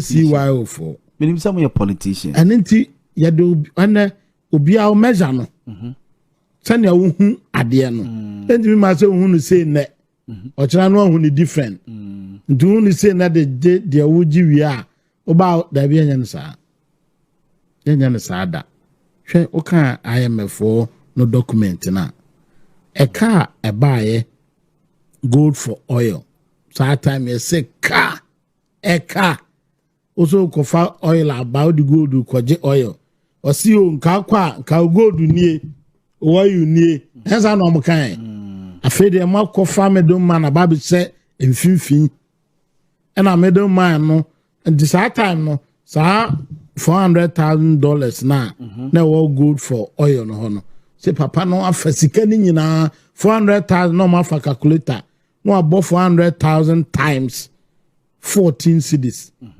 no a cho say Ghana cedi say na akodi nipa no ho ena de we to de o de usu say transactional costs losses say administrative losses say then losses loss say na large explanation almost betimi aton no market in street US kwama no fa so tom gold omo agent Russia omo agent Switzerland omo agent ama na ton gold ho market no so no so bi akọ market in street but alaji say be a bit delay yen ni sikanti but won ti ase ne say agent ne nye enye nra entimi nye ne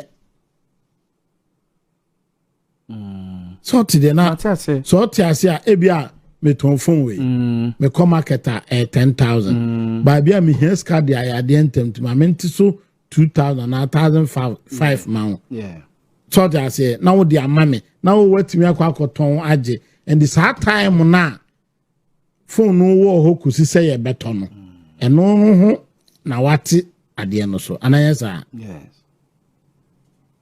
ti bibia ye na manyosem bibia ya na manyosem se ohwe data na o crowd the year analysis na ba chata uyusu ye concerning gold prices gold ayenya 2024 senka production tin okay alaji so ohwe Ghana's gold production 2024 versus 2025 small scale miners dodo 1.9 million a shoot to cost 3.1. Yes, 3.1. We are never terms of Galamsey. But if you are going to do a proper analysis of this, it is happening because 2024, they banned small scale miners from selling to off-takers. Alaji Pacho Chow Mike na what was it? They banned also Goldbod the act buyer and stop Obia from selling gold to anybody. But Alaji, the blue one no 2025 when the law has been passed, then Goldbod when the law has been passed, it should to cost. When the law has been passed, so you can't sell gold to anybody apart from gold. Apart from gold. But Oko large scale mining. Large scale. I know that's a large scale mining. Yes. In large scale mining in 2020. That's why I reduce it. Because they are not producing.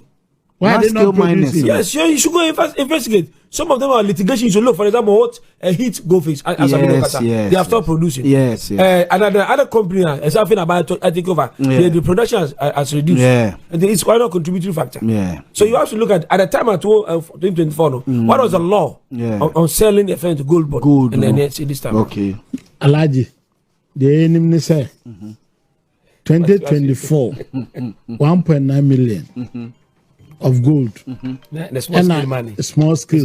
When you produce, say 3.1. Yes. We are not catch them. Say galam say no.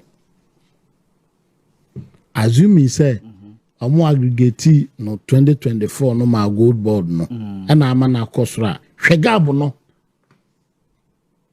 So are you by this telling me say that time gold and then for a smuggled the cotton not percent. Sɛ nea ne yɛ ka sɛ yɛn adeɛ bi a ɛwɔ sɛ yɛyi government film ne yɛde na bɛfra na yɛayaa na eti eduru baabi a na wohu sɛ aban na wɔmmɔ no kwadu anaa adwumakuo no a yɛde asi hɔ sɛ ɔmmɔnyɛ adeɛ ne ɛmmɔ ne kwadu ebi ne nea asi ɛwɔ ɛnora sɛ ɛne na medi kankan sɛ adɛnti na Goldbod sɛ ɔkɔbu akonta your man platform a presidential platform. Now call as government accountability, government involvement, government role and already. Because when your program and your government program say government your program, this is CI, women's banky, see a TVA, not a boka, and your vice president also Koyan. But someone here has a program there, and you almost handle from the office of the president. If you're not some one, I'll say a bind in the AG at the end. It's your Goldbod. You pass it law at the Adiana bar. And it says, so bet me, I can say, Goldbod bet me sue Obi. I'm a bench where to me sue Goldbod. That's right. It is a son that's here, dear. Then your government accountability, no, a free hilfa and a beam. And no, son, and because Nippon who say, hey, we are dear enkosi who, and we na arrogance and a bem. But say, a dear by way about the bay, oh, you did that. If you say, Sabrina, Sammy Gyamfi, or guys, after you marking friend of you know, after you marking your friend in Paco. Hey, speaker, say, speaker, I admit here, now I'm invite you. No member of parliament can invite you. It could be even the majority, but the speaker must agree and sign. Speaker no be my letter. Say yes, someone way, yes, someone way. Oh, you know how my car publicly so I'm framing so it didn't frame me. Now it been more ball musem. Oti asiye, any yodium, and no near sem. If he say, oh, say adena or mokan, abra utie minority press conference, you know. I'm can say, says he cannot mock on. Young Franka Goldbod account now. It took her also the copy of their audited account. I mean, what is the relevance of that to what this issue I here discussing? Because Oman Fasa Adenanka Huntino, and my Goldbod account no more. And one who say, and I say, it's a Goldbod the Omo who so. Nan so. Goldbod, and you are normally Bank of Ghana and they together. And the Abba. So, because some of the explanation, yeah, normal day man said, rate in a Goldbod for the ton. And yet, Bank of Ghana rate. Nano so high soon, says the 1 year bun calabule.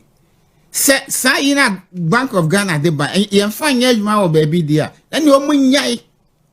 If you say, how much they buy the exchange, and say, oh, $1, see the same now, Benya. Let's say, and wait, you know, be motivated to do sense, dear. And on a black market, and I say, your official.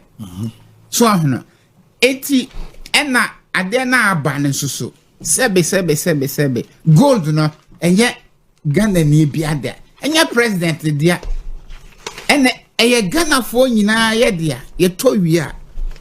ade a ye ho ne se akabia first na yenye Goldbod a obi anya ne de na ode fa ha na ode fa ha na ode fa ha a yen omanfo no nya ehon faso no se ye de nyina akọ baabi baako enti Gold bia ye beton bia faso bia be ba so bia no Ghana fo nyina ayom eno ye ade papa ewo sa Goldbod ade na se we abusuan pene na abusuan for de ade hye wonsa na BBC ne entiese ne si bebu akonta no se awo se ubuo na ebi a mema ye boafo maka kiro se bia ade ya we enye na oba se oba be yi ano na o hyase ka se ai boafo tika kraka ni tika kraka adwini ne muti na ode kansa na asem na mekan we yi ano ana se wan yi ano so de maka tia wono eno no se we yi ano na me tika kraka ana manim tantan ne ade ne de efa asem na mekan ne fa ho ben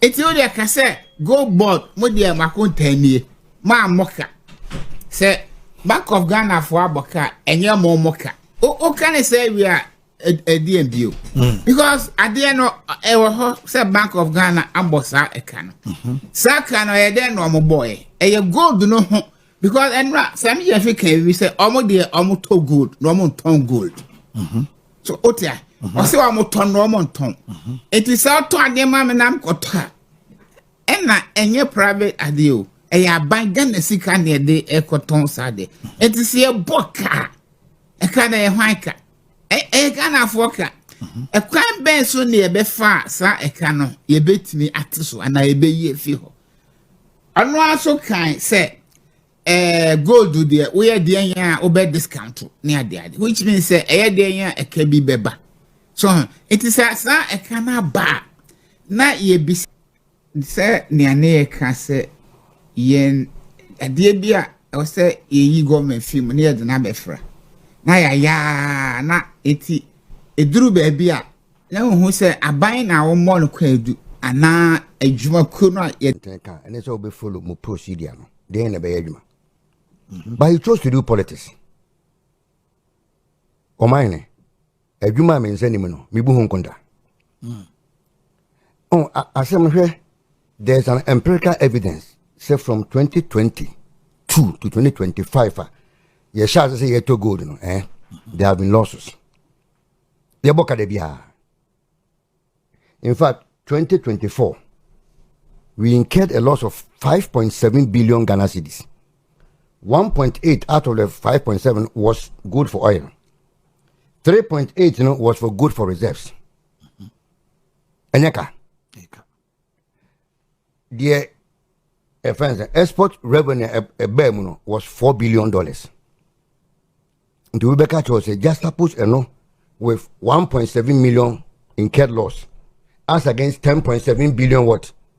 Export revenue. 1.7 billion. Yes, $1.7 billion as against what? Export revenue of what? $10.7 billion. There's an akabaka found.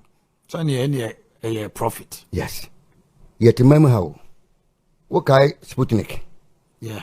It doesn't a coup for Sh0cking IV or something. Was my catcher Sh0cking V. Was my catcher quite my manager said Ghana for you to a tube bruno, one quarter of your home cacla. Yeah, anything okay. Who could now on crew more. And quite fast in their class I drew. Any she care quiet, any minutes and because you name her. Why transfer is kind of quiet. A bit in there.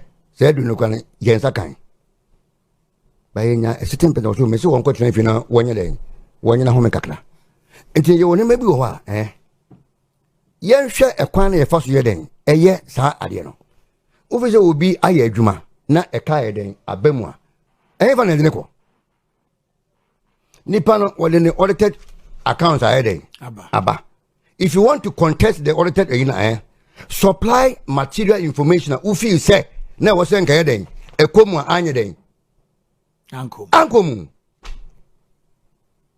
IMF report no kan did it mention Goldbod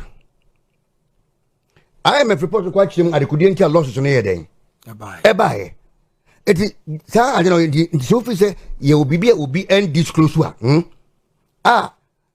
you fa ba bia ema wono ogina yi a die na wo so ye powers in now on them.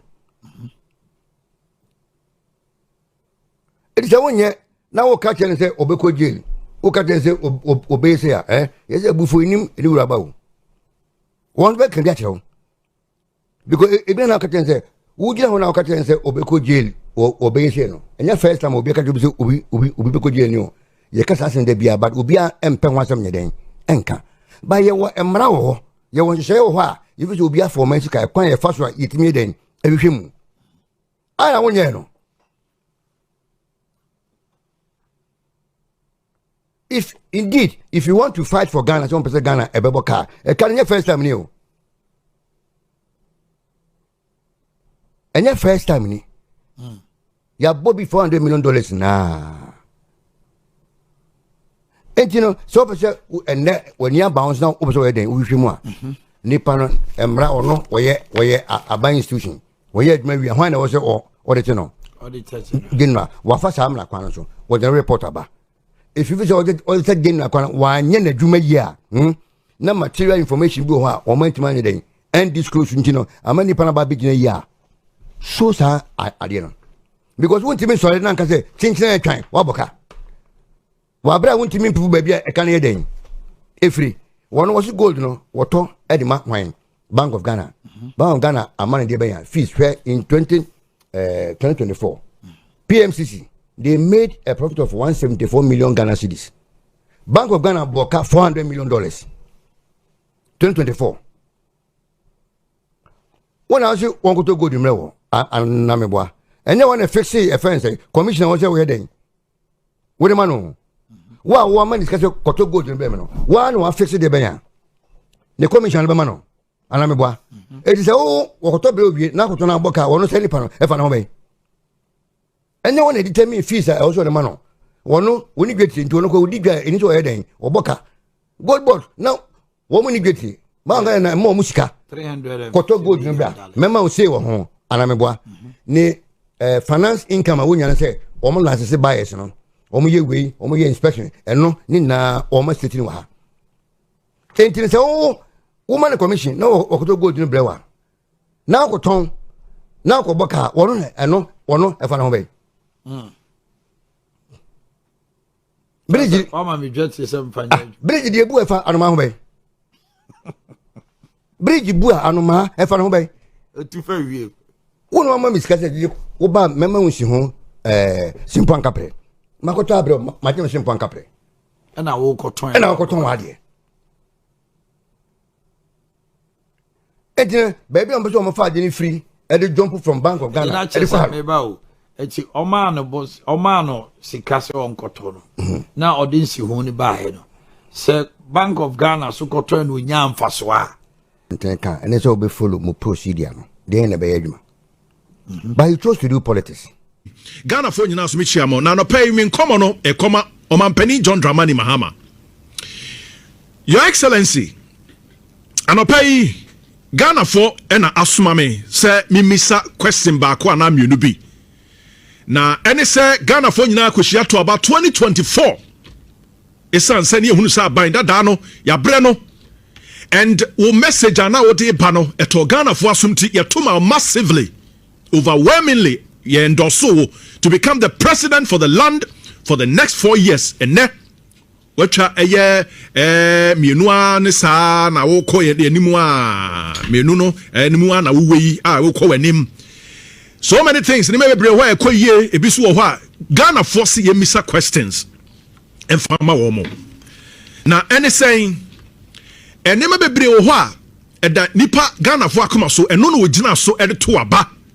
Enu nti se yeto aba wie na sa enipa ebisa question se wonhu bosha wo share ye no se wonhu sunsunsanso a it is their right so maybe some questions enu no me dia soma me ene Your Excellency me di bisa we me ba cho yemie ya dwunu me ye ne ntie nsem ne ye yentie nkomo ne ye yenyi MPP ne NDC ne nto ho na yentie asem no emu aba no na me gidi ye se ye bete nkomo no ase na wo mpo waboa me se de be ye be boa e ma man na timi afa ne ntoma pa edi efra edi nkan.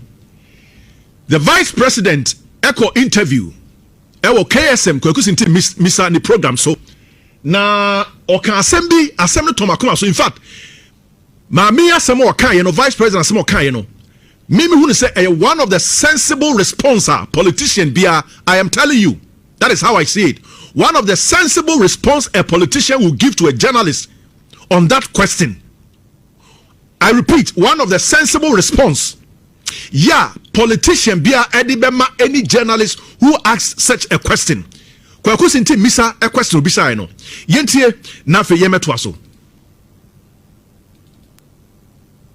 The way you were giving all kinds of listen, that's my response. We worked very, very hard at our manifesto.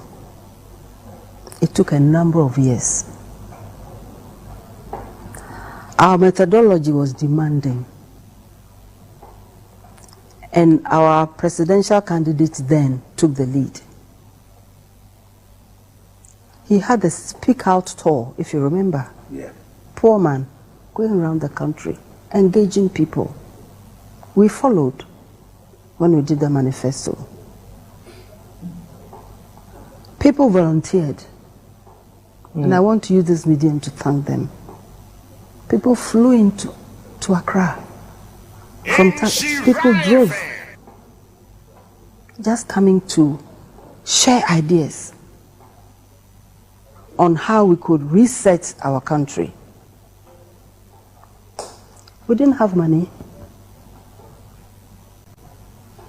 Listen, it was a very, very good experience, but we all felt energized. Mm-hmm. We had a draft of a manifesto. We stepped out to campaign, went everywhere. The people of Ghana were merciful.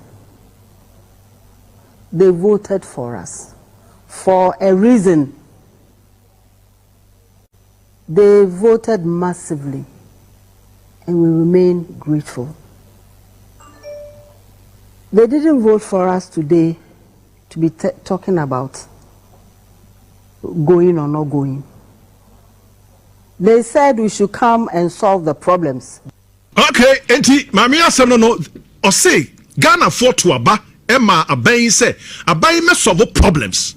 Na mpo abra na NDC ebon to ano o mampani na oye candidate John Dramani Mahama ye His Excellency no oye candidate o fato no so etwa eko Ghana nyina hia ye etonsa efre empanifo nso so emo be hia ye gye won adwen ebinum fa aka o se na enye adwuma keto na da ena form but wo mu biri wo mo jani sanse they had a task to handle no mo adwuma ye eno nti abai tia oteso no enye se bia ekina ye beba na se ekina ye ma hwan na ekọ na hwan na eba na emom according to the vice president ye wa adwuma ye wo se ye ma Ghana for one of the sensible response and your politician be a cafe no obesom somebody mama dia Ghana focus and mesom dia wow mama eradi shraw na sa asemi okaye na migina so and the coalition of unemployed graduates with disabilities woman ko a protest or ye kire e Flagstaff House woman kire se bosha ban de share woman no e ya de a woman hu ano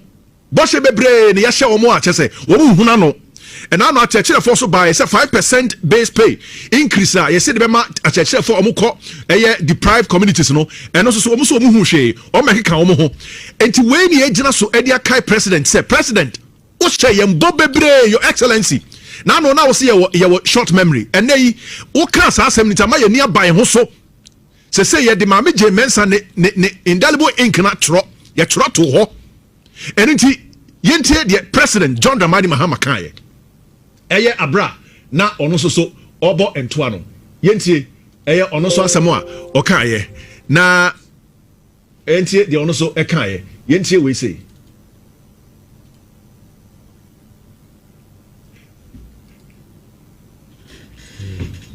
well me say eno okay tie na we ojuma nipa we ejuma ye betimi aboa onu esidan na debia bosombia yetua oka ne ate okakra ye benya companies bi na omone banks na yejuma enti se onim se woni oma e ba ubekwa ko hu omo no ma ba obosia sa abosia no om de betua abantoɔ ne gapoha ne ɛto bi a ɛwɔ hɔ na yɛyi wo container si ya na ɔmo yi ɛde akɔto terminal wɔn ne aban ni asɛm biara. We shall reintroduce automatic posting of teachers, and we shall scrap the teacher licensure exams. Afeso ya adwene sɛ koko na de bia ya de kwa amanone na yakɔyɛ ho adwuma wɔ hɔ ne ayɛ chocolate ne de abrɛ yɛ no yes ya abrɛ ya pɛsɛ factory na ya de yɛ koko no ya de ba bebi ayi dua koko no wefo no fifi ya bɛba betu borehole wɔ hɔ ne de polytank si hɔ. And I can assure you the price is going to be a very, very, very good price. So those of you who don't have cocoa farms, go and start looking for land. Them is that in the first 120 days, we'll provide the seed money upfront for the Women's Development Bank. 24-hour economic clock. 1 job, 3 shifts, 3 people. And one of the things we'll do when we come back into office is to complete the 200 community day schools that we began. The Agenda 111 hospitals they are building, I'll continue and finish them. Your Excellency, brilliant your promises and our demand. But we want to remind you, Your Excellency, of these promises. Ya pese ya kaiwo, ya si di ocha kwa nimse ne chiachia. Chadodo.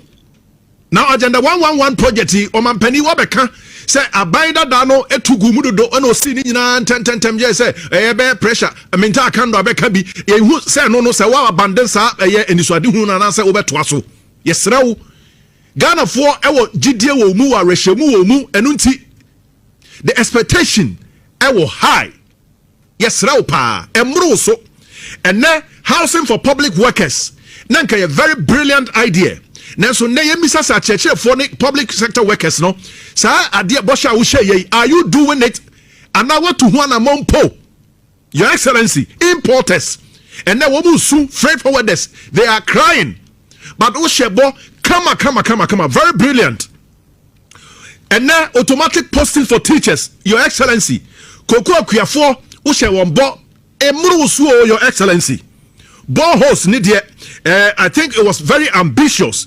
And no dear, yeni wasemka. Emma Development Bank, Development Bank, no, Your Excellency. Uka said the first 120 days.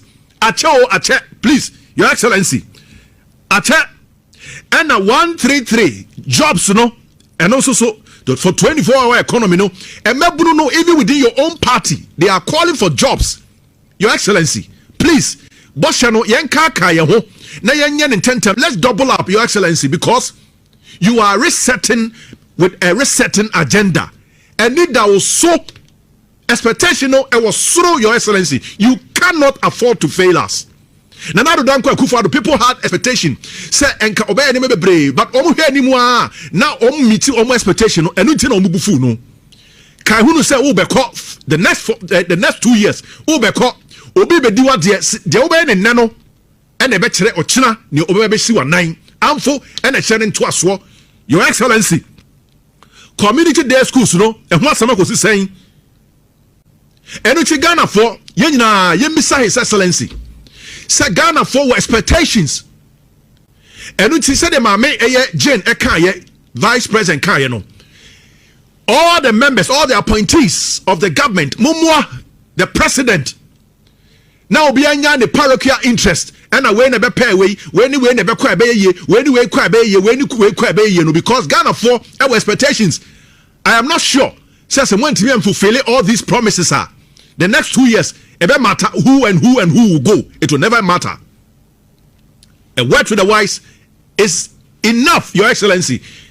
And yes,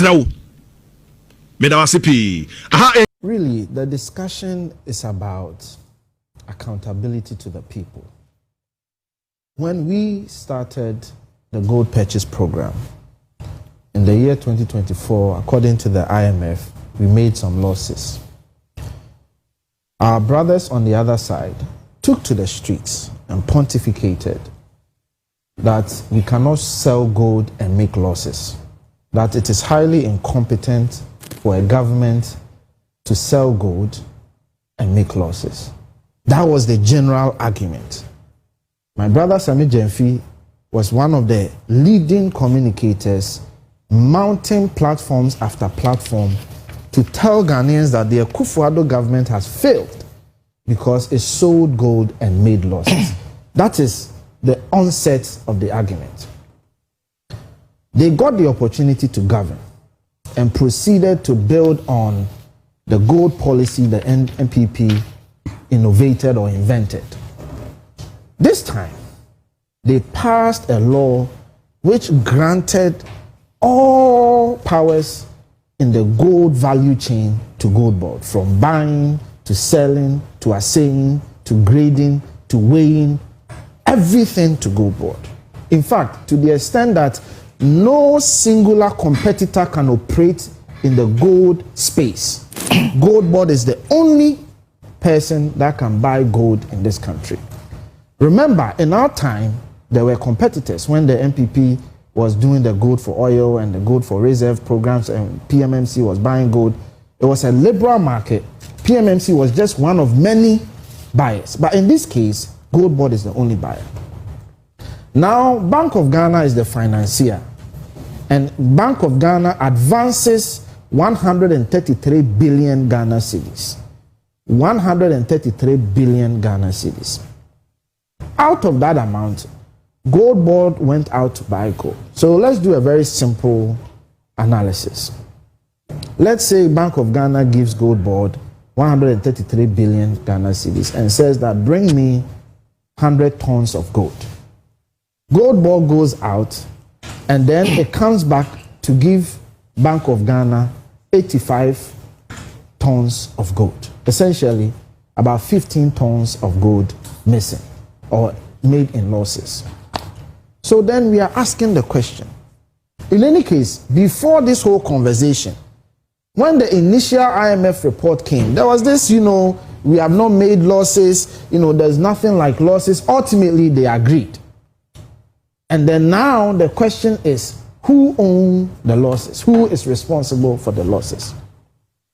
When you read the statement the minority made, the minority talks about what the Bank of Ghana is responsible for and what the Goldbod is responsible for. The argument we are making is that Bank of Ghana advanced money to Goldbod to go and buy gold. Goldbod went to the market to buy gold and made losses. One, on the sense of FX. Bank of Ghana sets their rates, the forex rates. But when Goldbod goes to the market and they buy it from the market will not sell it at the Bank of Ghana rate. They will sell it at foreign forex rates and not the Bank of Ghana rate. So there is a differential. Very simple example. If Bank of Ghana sets the rate at 11 and Goldbod goes to the market, they will not sell the gold to Goldbod at 11. They will tell you that we will sell it at 13 or 13.5. So ab initio, there's a loss of 2 cedis or 2.5 cedis per transaction. So that is where one of the losses is coming from. The other loss is coming from what we call assaying fee. And then the other loss is coming from what we call service fee. And then the final loss is coming from what we call the discount fee. When Bank of Ghana goes to sell the gold to the off-taker, they give what we call discount to the off-taker. Combining all of these things together, there is a loss of 1.7 billion. Goldbod cannot take itself out of that engagement which led to the loss. Now we can have the argument on whose book the losses sit on. Obviously, the losses sit on the books of Bank of Ghana. But Goldbod cannot absolve itself from the process because it was the one that went out to purchase the gold. Which, in fact, when you look at what the IMF is saying, majority of the losses came from the foreign exchange differentials, which was a transaction executed by the Goldbod. The assay fee is a statutory fee. Service fee is operational fee. I mean, those are fees that normally PMNC charge those fees, their say and the service fee. Those are charges that Goldbod will make for one, offering the services, and two, assaying is basically checking the purity of the gold. These are services that they offer. So when you even take out these two, which form part of the losses, the major chunk of the loss came from the trading losses in the sense of forex differentials. Then when Bank of Ghana went to sell the gold, they also gave a discount, which also brought about another loss.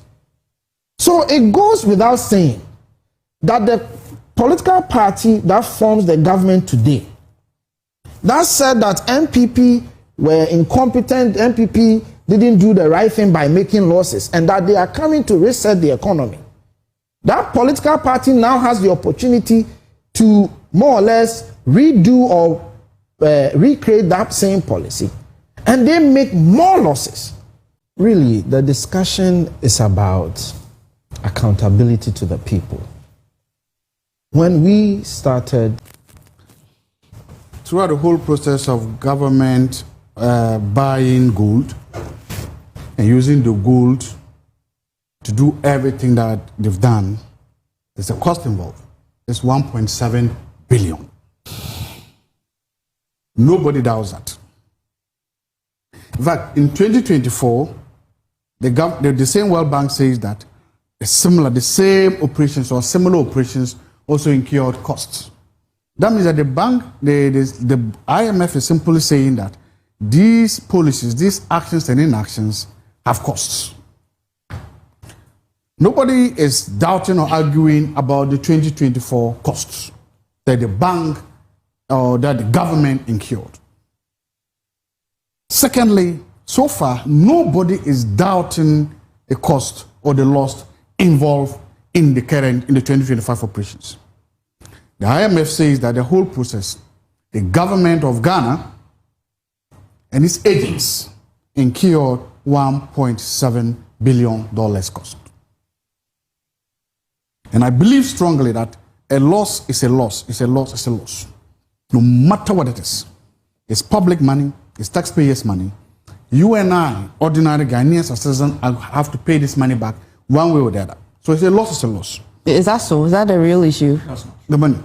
The 22 billion, is it that it's money, when we say we have to pay it back, it's as if it is money that existed that has been... No, you see, what happens is it adds to the negative equity. What are you talking about? Please. Never Dr. Zato, make the point. I want to be fair to you. You asked a question, so I was asking. No, they have said it's not true. You said it's not true. I am saying it is true. Okay, so we have a point of divergence here. So let me go back to Dr. Sammy Gyamfi said that we will pay for it. The part. So if we say that, what are you talking about? The government has made a loss, or we say that this policy, these programs in entirety has made a loss, I think we are quibbling about on whose books the loss should sit. The Goldbod is telling us that loss should sit on the books of the Bank of Ghana. That means that the Goldbod is telling us that it is the Bank of Ghana that made the loss. They didn't make the loss. And that blame the Bank of Ghana for the loss. Okay, I agree. Let's blame the Bank of Ghana for the loss. You do realize that in 2023, the Bank of Ghana made similar losses of about, how much was it? Was it 80 million or so made a loss? Similar in terms of gold conversation? Whatever it is, they made a loss. I'm just in whatever operations they are doing, Bank of Ghana operations. Okay. I want us to see like that way.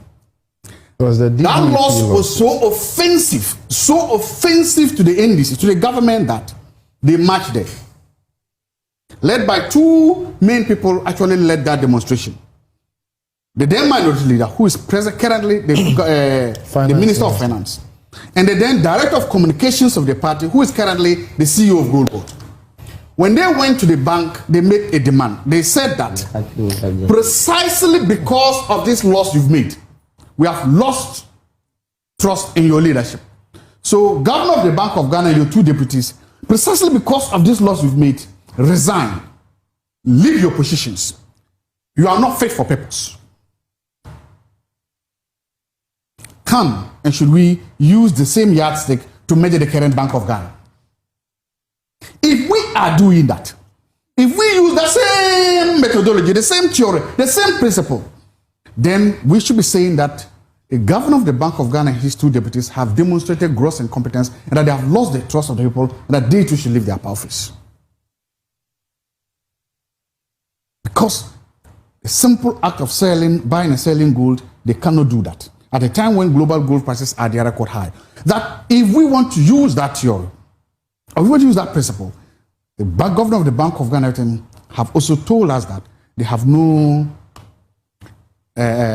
right reason being in those offices they are today. They are not fit for purpose. And that they should bow their heads in shame and leave that office. Number 2, there's something that we are forgetting too about the true cost of that. And I've seen everybody fixated on 1.7 billion. That's a rather narrow and myopic look at the cost involved. Because I want to look at another cost that is there, and that cost can be found on page 7 of the report. Number 6. It says that AGCM gold mining is generating significant environmental degradation that increasingly carries significant macroeconomic cost. It's called Galamsey. When you read that thing as a Ghanaian, you must bow your head in shame. Basically, the report is telling us that the Galamsey activities and the associated environmental degradation is destroying our future. It's destroying our forest. It's poisoning our rivers. It's poisoning our food. It's poisoning our the food chain, the fish and everything that there. It's giving us cancers. You, this media house, you have done Dear Mahama. And you have enumerated the environmental and the health consequences of this program. Galamsey and the Goldbod and everything that's happening is running on the back of Galamsey. The catalyst for this, for the profit that the Goldbod said they made is on the back of Galamsey. Galamsey is the one sparing what is happening here. And so Galamsey is the one sparing what? The profits the Goldbod is making. How? I am the one saying it. How? Okay, he's taking responsibility for I'm the one saying it. And if you do agree. Look, this is what the report where else are they This is what the report. No, this is what the report says. It says where else are they getting the gold? Is it? Where else are they getting? Yeah, where else are they getting? It's okay. It's a question we can leave in the air for now. I want to read a portion here. The rapid expansion and mechanization of ASGM has led to extensive land degradation and loss of vegetative cover, including on cocoa and crop farms and in forest reserves, reducing soil quality, raising erosion, and permanently withdrawing land from productive agriculture. This undermines a key base as cocoa farms in mine-affected districts are either abandoned or converted to short-lived mining sites. Widespread siltation, pollution of water by fine mineral particles, and combination of rivers used for potable water are significantly raising costs of the Ghana Water Company Limited. Your whatever found that environmental degradation could compound climate-related shocks by reducing watershed resilience, increasing food and drought risk, and eroding ecosystem support agriculture hydropower. Abstain strong. Look, this is the die. This is what the report is saying is happening to our environment. So I'm shocked that all of what we are doing is that we are just looking at financial economic cost of this program. Yeah. Which is right now put at 1.7 billion. But we have closed our eyes to this. And I'm saying when we do this, we are engaging in what is in the Lord's Prayer. Give us this day our daily bread. Forget about tomorrow. Forget about the future. Give us this day our daily bread. We are doing that, and as a result, we are forgetting about that. And I believe that, honestly, we have to begin to ask a question. If you want to know what MFA, the last time we were here, you showed us Galamsey being done outside an Aganawawa hospital, and with impunity. Then another time we came, you showed us Galamsey happening outside a police station with impunity. Your own media house has told us that a lot of DCs or MCs are complicit in the Galamsey fight with impunity. Members of parliament, senior government, do you know why they are all doing this with impunity? It is because of what Galamsey is doing and sparing the economic growth of this country.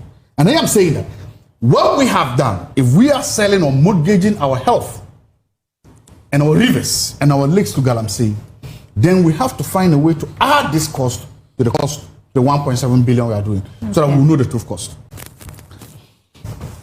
Beginning from where Dr. Zato landed, I think that the point must be made that if there is any person or political party that ought to be blamed for the shift in focus, concentration on numbers, and not the actual environmental cost of the report, and the cautious optimism expressed in the report, then it is Sh0cking and the new patriotic party, and Dr. Zato must be bold to state that fact, regardless of his association with the NPP.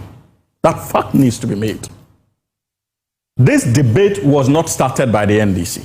It was not started by Goldbod. It was not started by Bank of Ghana. The NPP, through Sh0cking, read the document and decided that they were going to concentrate solely on the figures and not the environmental implications of our mining sector.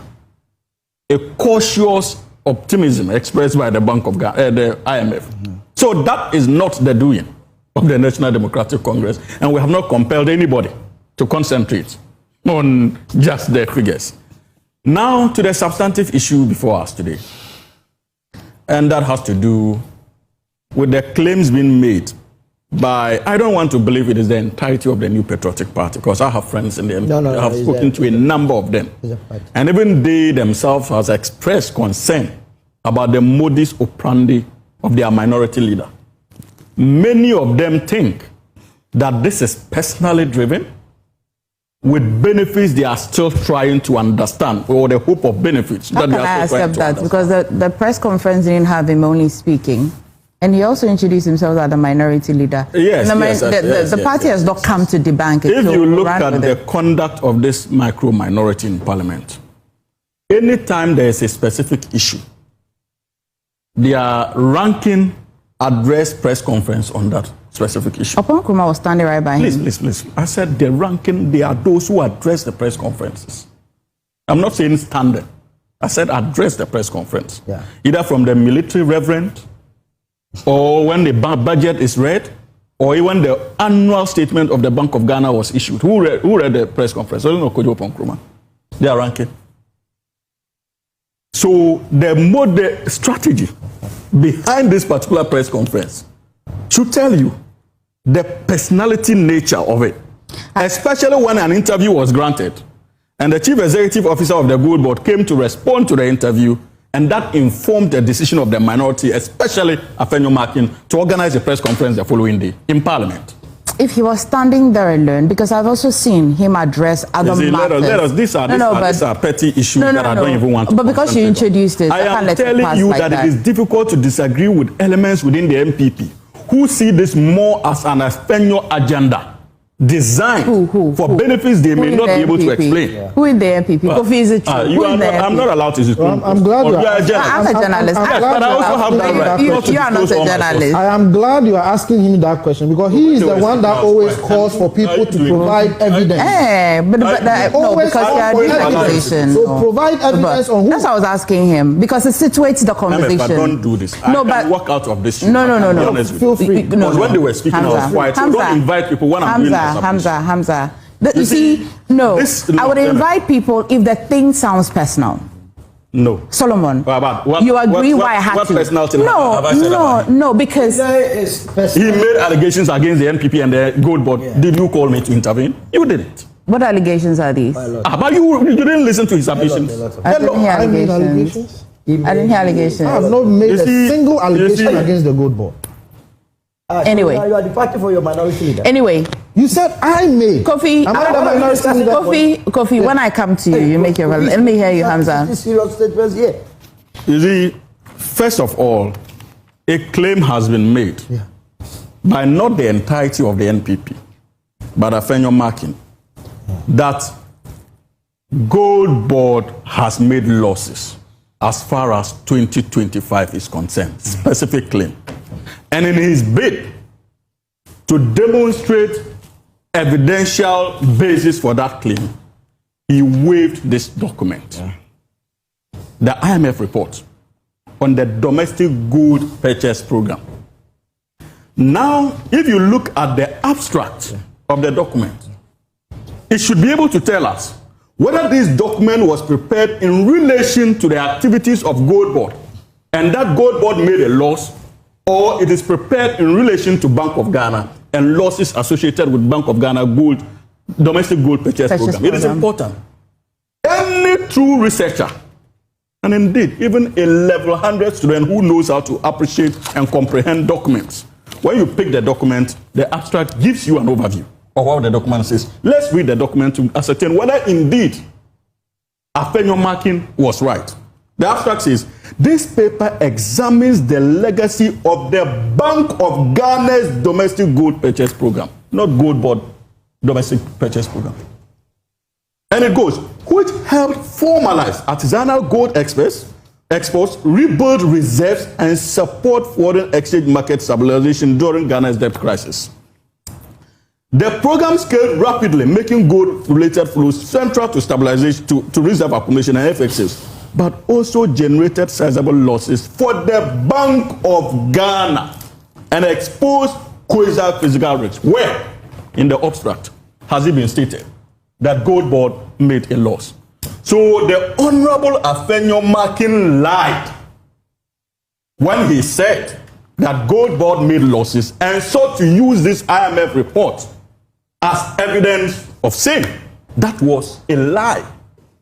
And that is why on several occasions on this very platform, I have questioned the credibility of Sh0cking. Hey, no, don't do this. Don't do this. I will do this. Don't do this. I will do it. See, you are doing something that is not fair. MFA, you are allowing him to call into question the credibility of somebody. You are allowing him to say that a man has lied when the man is saying it's not fair. You're not fair to do that. Zato, you are not here to do. It's not fair to you to do that about the minority leader. But what is fair to do about? What is fair to do that about what? I am saying that it's not fair for you to allow him to call the minority leader a leader.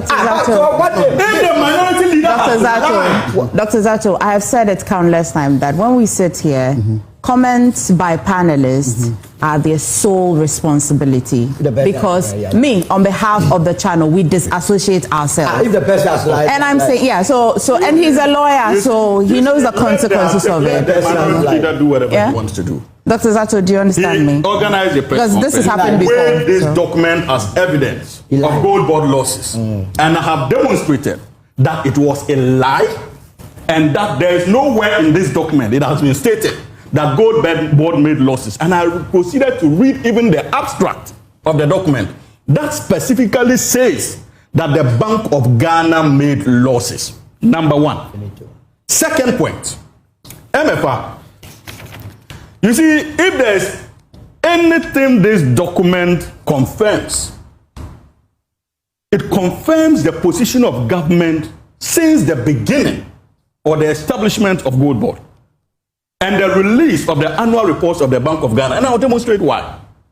You remember, when Bank of Ghana released its annual report, we said that the so-called losses associated with the domestic gold purchase program was the cost of our economic recovery. The NPP disagreed with us. If you remember, again, if you look at paragraph 13 of this same report, even the IMF itself interchangeably uses the word losses and accounting costs. And go to paragraph 13. If you have the document, go to paragraph 13 of the same document. Black and white. The IMF says, DGP operations have generated significant losses for the Bank of Ghana. Losses in 2024 were equivalent to almost 400 million, one-third of which were related to gold for oil. In 2024, the significant scaling up of DGP operations led to losses of over 1.7 billion, almost entirely related to gold for dollar purchase. This amounted to a loss of 17% of value of dollar. Therefore, these accounting losses, that is the IMF speaking. These accounting losses partly reflect valuation effects rather than economic costs.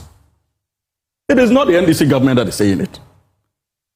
It is the IMF itself, in its own document, now agreeing, partly with the NDC and the Goldbod and Bank of Ghana, that indeed these are not losses, but economic costs. In any case, if you look at Section 7 of the Bank of Ghana Act, it is stated specifically that liabilities associated with gold cannot be treated with the normal profit and loss account, but it has to be moved into an account called revaluation accounts. What is your understanding of revaluation accounts? Because the cost or the value of those assets can always change with time. So what you may interpret as a loss today may be a profit tomorrow or tomorrow next. That is why in the wisdom of the framers of the Bank of Ghana Act, they directed that we should establish the revaluation accounts. Now, MFA, another confirmation. We kept on saying that the magnitude of the 1.7 billion cost of recovery, or if you like, loss that the MPP is referring to, was largely driven by the scaling up of the domestic gold for program, the entirety of the activities of gold, but because of the amount of gold they were bringing in. They said, no, we're lying. If you look at paragraph 13, the same paragraph 13 of the IMF report, it says what? I think I read that part already. It confirms that the 1.7 billion was as a result of the scaling up of the program by Goldbod. And that point is important. Third point, we also indicated through the Minister of Finance that with the introduction of GANRAP, we were going to succeed in bringing down the economic cost of the program. Especially now that Goldbod is going to lead the charge in terms of purchases. They said, no, we're lying. The same report agrees with the government of Ghana, and agrees with the Bank of Ghana, and agrees with Goldbod. And if you look at, I think paragraph 14 of the you read it, paragraph 14 of the IMF report, it states emphatically that they are looking at the losses bringing down the losses from about 17% to 5%. And that quarter 1 of 2026 already shows signs of recovery as far as those economic costs are concerned. Solomon made that point. Yes, that's why I don't want to read it again. Significant. And finally, we mentioned macroeconomic stability and that the importance of these interventions could be seen in our macroeconomic indices. They said, no. We shouldn't go there. Even the IMF, if you look at paragraph 10 of the same document, the IMF agrees that DGPP-related flows have become the predominant driver of BOG's FX cash flows and reserve accumulation. Annual gold-related inflows increased from 1.7 billion in 2023 to 12.7 billion in 2025, including 1.1 billion in net gain from gold bullion sales. So the DGP has therefore been operationally central to the 8-fold increase in gross international reserves since the beginning of the ECF program. And if you look at paragraph 1 of the document, remember this is inside, it says the corresponding surge in its gold export value led to drastic improvement in Ghana's current account balance, rapid exchange rate appreciation, and improved debt sustainability. Arguments that the Goldbod and Bank of Ghana have been advancing since 2025. So if there's anything that this document that Afenyo was showing to all of us does, indeed this document is a confirmation of the position of the National Democratic Congress government as far as our activities with gold is concerned and its economic benefits for the good people of this country. If there's anything that this document says, it is NDC people who should be proud about the contents of this particular document. Because this document expresses cautious optimism about the policies of this government and simply reminding us that make sure that you don't go the way of the New Patriotic Party. And we have shown signals that we are not going that way. That is the difference. Beginning from where Dr. Zato landed, I think that the point